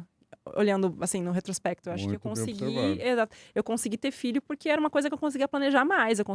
Eu sei que são 40 e tantos eventos no ano, eu sei que vão ter eventos numerados que eu vou com certeza, eventos numerados que eu talvez não vá, entendeu? Enfim, tem uma programação, eu consigo entender ali a minha rotina, sabe? Que horários que eu vou trabalhar, que horários que eu vou pro UFC, quando eu vou estar de casa. Porque a gente acaba meio que ajustando ali, mas foi uma transição que não foi muito difícil para mim, foi para melhor, assim, no sentido de ter uma estrutura, equipe, mas eu sinto falta de falar de outras coisas de vez em quando, sabe? Que eu acho que era uma chance também, assim, de você conhecer outros universos, sabe? Fazer uma matéria dentro do Cirque du Soleil exclusiva para o Fantástico, uma coisa que talvez as pessoas não entendam o que é, assim, uma empresa do tamanho do Cirque abrindo para você ali a experiência para você poder mostrar com os seus olhos o que você está vendo. Mas eu levo essa experiência do UFC no sentido de que, cara, tô falando aqui com o John Jones, tô falando com a Amanda Nunes. E acho que muito do que eu trouxe até para o Acesso Exclusivo, que é um projeto que eu consegui desenvolver esse ano, de visitar algumas academias, de visitar algumas pessoas, era um pouco dessa vontade que eu tinha, de mostrar um pouco do meu olhar, de mostrar um pouco fora script, assim, não ter roteiro, poder chegar e filmar como se fosse um esquema de docu-reality, vamos lá, assim, mostrar o que tá rolando, como é que as pessoas me recebem numa academia, o que a gente fala, como é que é a resenha, entendeu? O que eu posso mostrar, o que elas me mostram. É claro que a gente tem que perguntar se pode mostrar, né? Porque também... Muito bom, aliás, o Acesso Exclusivo. Muito bom mesmo. Quando você me contou do projeto, eu achei que seria algo meio parecido com aquele... Embedded, né? Não, com aquele... Qual era o nome? Full Access. Que a Rachel Leah fazia, mas muitos anos atrás. Mas não. Muito melhor, é muito mais produzido, é muito mais dinâmico. Era essa ideia de ter uma coisa dinâmica ali, uma linguagem mais de internet. Muito dentro da vida. Mostrar coisa de dentro, Por sabe? exemplo, o seu com a Amanda ficou incrível. Você gravou com a Shootbox, com a Fire Nerds. Agora, foram os 3 primeiros que a gente fez ano passado. Até para poder sentir, assim, a gente teve que desenvolver a linguagem, né? Eu não sei se vocês perceberam, mas, por exemplo, a minha assinatura, eles usam muito da minha escrita, né? Nos GCs, assim, ali nos créditos. Eu achei muito legal quando você entra no off, não é um off TP. Não, eu tô falando... É muito difícil, tá, gente? Acho que é uma das coisas mais difíceis de falar da sua cabeça, o que você acha. Então, às vezes, eu tenho que voltar e pensar se eu tô realmente falando uma coisa que faz coerência, que você viu, meu cérebro, ele vai para 500 lugares. É bom porque o tom de voz é diferente, às vezes escapa um maneirismo que é como a gente fala no dia a dia, sabe? E aí corta pra você no estúdio, eu acho perfeito. É uma coisa de ter essa... A ideia era que fosse um pouco disso, assim, né? Eu tô relembrando uma experiência que eu tive, tô contando pra vocês em primeira mão e é isso aqui, o que aconteceu. É um retrato ali do momento, entendeu? Então, era essa a ideia de trazer. E eu acho que esse projeto veio muito dessa falta que eu tinha de poder mostrar coisas fora a transmissão, né? Fora entrevistas que é sempre ali naquele... O Diego sabe como é o corre do backstage, gente. Sim. Não tem como, assim, você não consegue nem ver a luta que tá rolando, tá chegando outra pessoa aqui, aí você faz uma pergunta idiota, alguém fala assim, essa menina não viu a luta, mas eu realmente não vi a luta, entendeu? Tem que ficar confirmando, ganhou como? Como foi? Não sei o quê. Tem várias vezes que a gente fala, que, me conta da luta, que um viu, o outro não viu. Porque os caras vão chegando ali e não param, né? Você tem que atender a hora que chega, e tem muita gente que não sabe que é assim. Pô, card do Apex que só o fã hardcore tá vendo e tem 8 brasileiros. Esse é o card que a gente mais trabalha. É o card que a gente não vai assistir luta nenhuma. Exatamente. O pessoal acha que você tá ali sentadinho na primeira fila, acompanhando luta, vendo na posição privilegiada, a gente lá atrás, o pau tá comendo, a gente tá ali atrás, ó. Fotógrafo logo atrás da gente, ali, enfim. Evelyn, o último ponto que eu queria ver contigo é... Aliás, faço votos que você grave com o Pantoja o acesso exclusivo. Sim, em breve, a gente tem tá? planos aí. Tem uns nomes aí que eu não posso divulgar, mas a gente tem uma listinha bem legal pra esse Ninguém ano. assiste aqui, pode falar. Último ponto. Mamãe Evelyn. Mamãe Evelyn. Como tá a vida de ser mãe? Olha, agora que passou os 2 primeiros anos, querido, São os mais difíceis? eu acho que vai ficando diferente, sabe? Mas eu acho que eu nunca tive contato com bebês antes, assim, nunca tinha pegado neném no colo, essas coisas. Então, pra mim, foi meio um choque ali, logo de cara, assim, pá, pega que o filho é seu, que você sai do hospital aqui. É tudo diferente aqui, né, a parada. Você sai do hospital aqui, eles me deixaram no hospital, eu não fiquei nem, acho que 24 horas, eu acho que foi um pouquinho mais de 24 horas, no máximo, assim. E eles fazem você assistir um vídeo lá sobre os primeiros cuidados com o bebê, e é isso, tá? Beleza. O filho é seu, entendeu? Então, a gente meio que foi aprendendo. Eu acho que sempre que nasce um filho, nasce uma mãe e um pai, né? Você vai aprendendo ali a ser mãe conforme, né? Mas dá um desespero um pouco no começo, porque a criança tá na molinha, pequenininha. O que eu faço? E aí, se eu esmagar? E, tipo, eu tinha medo de não conseguir amamentar. Depois, enfim, foram vários processos, assim, e passa muito rápido. Passa tão rápido que às vezes o que eu tava preocupada ontem, hoje já não faz mais sentido, sabe? Assim, a criança vai se desenvolvendo. Eu vim pra cá hoje com meu filho cantando, memorizando palavras novas e falando português e inglês separado e, enfim, formando frases completas. Ele tem 2 anos, sabe? Então, eu não consigo nem lembrar. Eu choro às vezes vendo foto dele pequenininho, porque eu não consigo nem lembrar. Tipo, eu falo, caraca, meu, assim, os problemas mudam, eu acho que muda a forma como a gente lida, só que vai ficando mais difícil assim, ó. Hoje ele entende quando eu saio pra trabalhar. Hoje ele entende que eu vou viajar. Isso é maneiro. Ele entende, por exemplo, mas não é tão maneiro. Não tô falando no sentido dele saber que eu vou viajar e ele já não quer que eu viaje. Ele saber que você vai ficar uns dias sem te ver. Aí dá uma dor no coração. Porque ele ainda não entende que eu vou trabalhar e que eu vou voltar. Ele sabe que eu tô saindo. Mas você sempre volta, pô. Sim, mas a hora que ele começa a ver a mala, nossa, gente, É difícil viajar sem ele? É difícil viajar com ele e é difícil viajar sem ele. Porque viajar com ele significa que eu não vou descansar. Entendi. Não tem como. Mas é muito bom. Eu acho que é a coisa mais difícil e mais prazerosa e que eu já fiz na minha vida, assim, sabe? A mais intensa, né? A mais Porque intensa. você é mãe 24 horas, Eu né? sou mãe 24 horas, não tem muita ajuda, né? De vez em quando a gente pede socorro, vem minha mãe ou vem minha sogra, ou a gente dá um jeito, mas ainda assim, não é porque elas estão em casa que eu faço praticamente tudo. Meu filho tem 1000 alergias, eu faço a comida dele desde que ele começou a introdução alimentar, entendeu? Eu cozinho tudo. É uma coisa de paranoia de ficar lendo rótulo, enfim. É o que eu tô falando, vão mudando as dificuldades ou os obstáculos ali, a gente vai crescendo junto e quando você vê a criança, o ser humaninho que ele já tá se formando, assim, sabe? O coraçãozinho lindo que ele já tem, assim, é tão prazeroso de saber que você tá... que saiu de você, assim, que é uma mistura sua, da pessoa que você ama e que você tá ali ajudando a moldar aquela pessoinha pro mundo, sabe? Eu acho que o mundo precisa de pessoas boas, assim. Qual foi a primeira palavra que ele falou? Água. Ele já tinha falado mamá, dadá, mas eu não contei muito porque é meio que babucear, né? Mas água... Água! Ainda bem que foi em português, né? Chupa, Brandon. Ele nasce no seu primeiro ano de Fight Pass. Cara, isso foi bizarro, porque... eu não tinha planejado, entendeu, Diego? Eu não ia trocar de emprego e aí, sei lá, eu entrei no Fight Pass em dezembro. E aí, em março, tô grávida, entendeu? Foi um baque, assim. Eu fiquei com medo de como eles iam reagir, assim, né? Mas eu fui muito abraçada, sabe? A empresa tem uma coisa com família que é absurda, assim. Eu não sei nem explicar o quanto eu fui abraçada pelo time todo aqui nos Estados Unidos, no Brasil. o quanto eles me deixaram à vontade, o quanto eles me... Enfim, fizeram de tudo para que eu pudesse ter a maternidade mais tranquila possível, sabe? Você é contratado em dezembro de 22. Uhum, O Max nasceu em dezembro de 23. sim. Deu um ano certinho? Deu. Não. Eu fui contratada no finalzinho de novembro, começo de dezembro. Ele nasceu no dia 2. É praticamente isso. Desculpa, mas de onde veio o seu receio de alguma coisa? É seu filho, cara. Não. O receio era Tipo de empresa ia... Não, sim, mas, poxa, uma coisa assim, você tá saindo de um lugar e tá começando. Pô, eu tava saindo da Globo, de, sei lá, 10 anos de carreira na Globo e tal, e indo pra um novo projeto que eu era a cara do projeto, e eu tô grávida. Tipo, então significa que eu não ia conseguir fazer tudo que eu tinha me proposto a fazer. Porque ia ter uma hora que eu não ia conseguir viajar, ia ter uma hora que eu não ia poder, entendeu? A gravidez vai progredindo. Gravidez não é doença. Eu trabalhei até o dia que o Max nasceu, mas assim, eu não sabia quais seriam as condições, né? Porque muita coisa vai. Você não consegue mais planejar, né? É uma coisa assim, daqui a 6 meses eu vou fazer isso, entendeu? Tem essas viagens. Eles tiveram que ajustar nesse sentido, assim, de começar a ver pouco antes o que ia dar pra fazer, entendeu? E vambora. Você falou que não foi planejado, né? Não, Você teve o Max com 40 ou 39, por aí. 40. Então você não planejava, talvez, mas você queria ter filho. Eu queria ter filho e eu cheguei a ter como fala, uma miscarriage, né? Como fala em português? Espontâneo? Eu tive um aborto espontâneo um ano antes, que foi quando eu descobri real que eu queria ser mãe, assim, né? E aí, por conta disso, foi uma época que, assim, o UFC tinha começado a conversar comigo pra saber se eu queria mudar pra Fight Pass e tal, e aí eu meio que tive que dar um tempo, porque eu tinha acabado de perder, né, um filho, assim, com 10 semanas de gestação, então eu tive que meio que...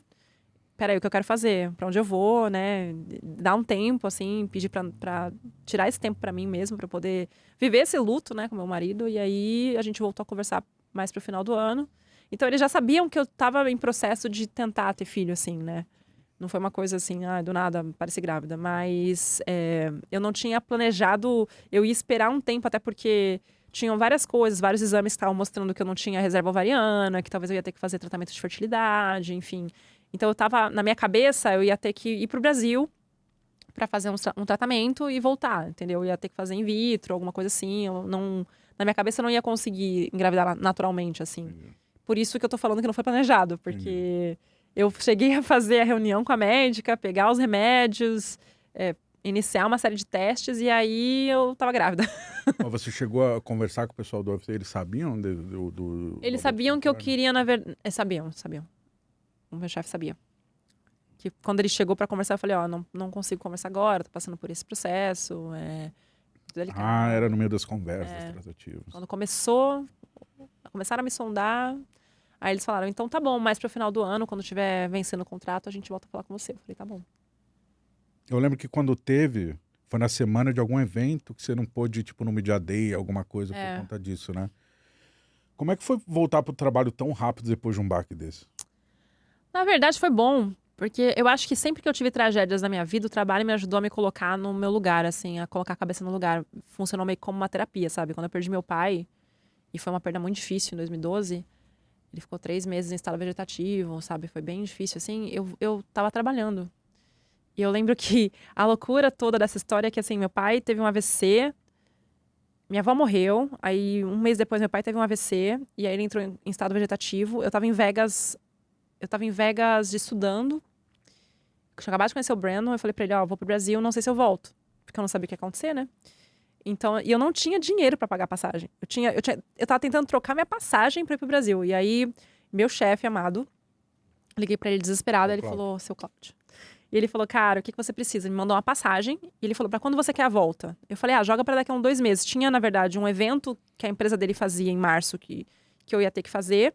Eu falei, já fico pro evento, se der eu volto, se não der, já tô aí, entendeu? Assim, ele tá bom.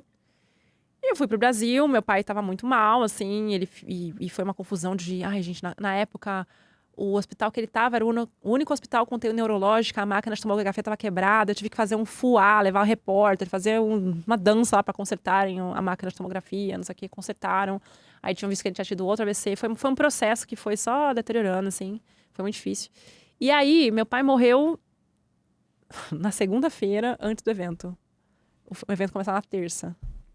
Eu fui pro evento na terça. Entendeu?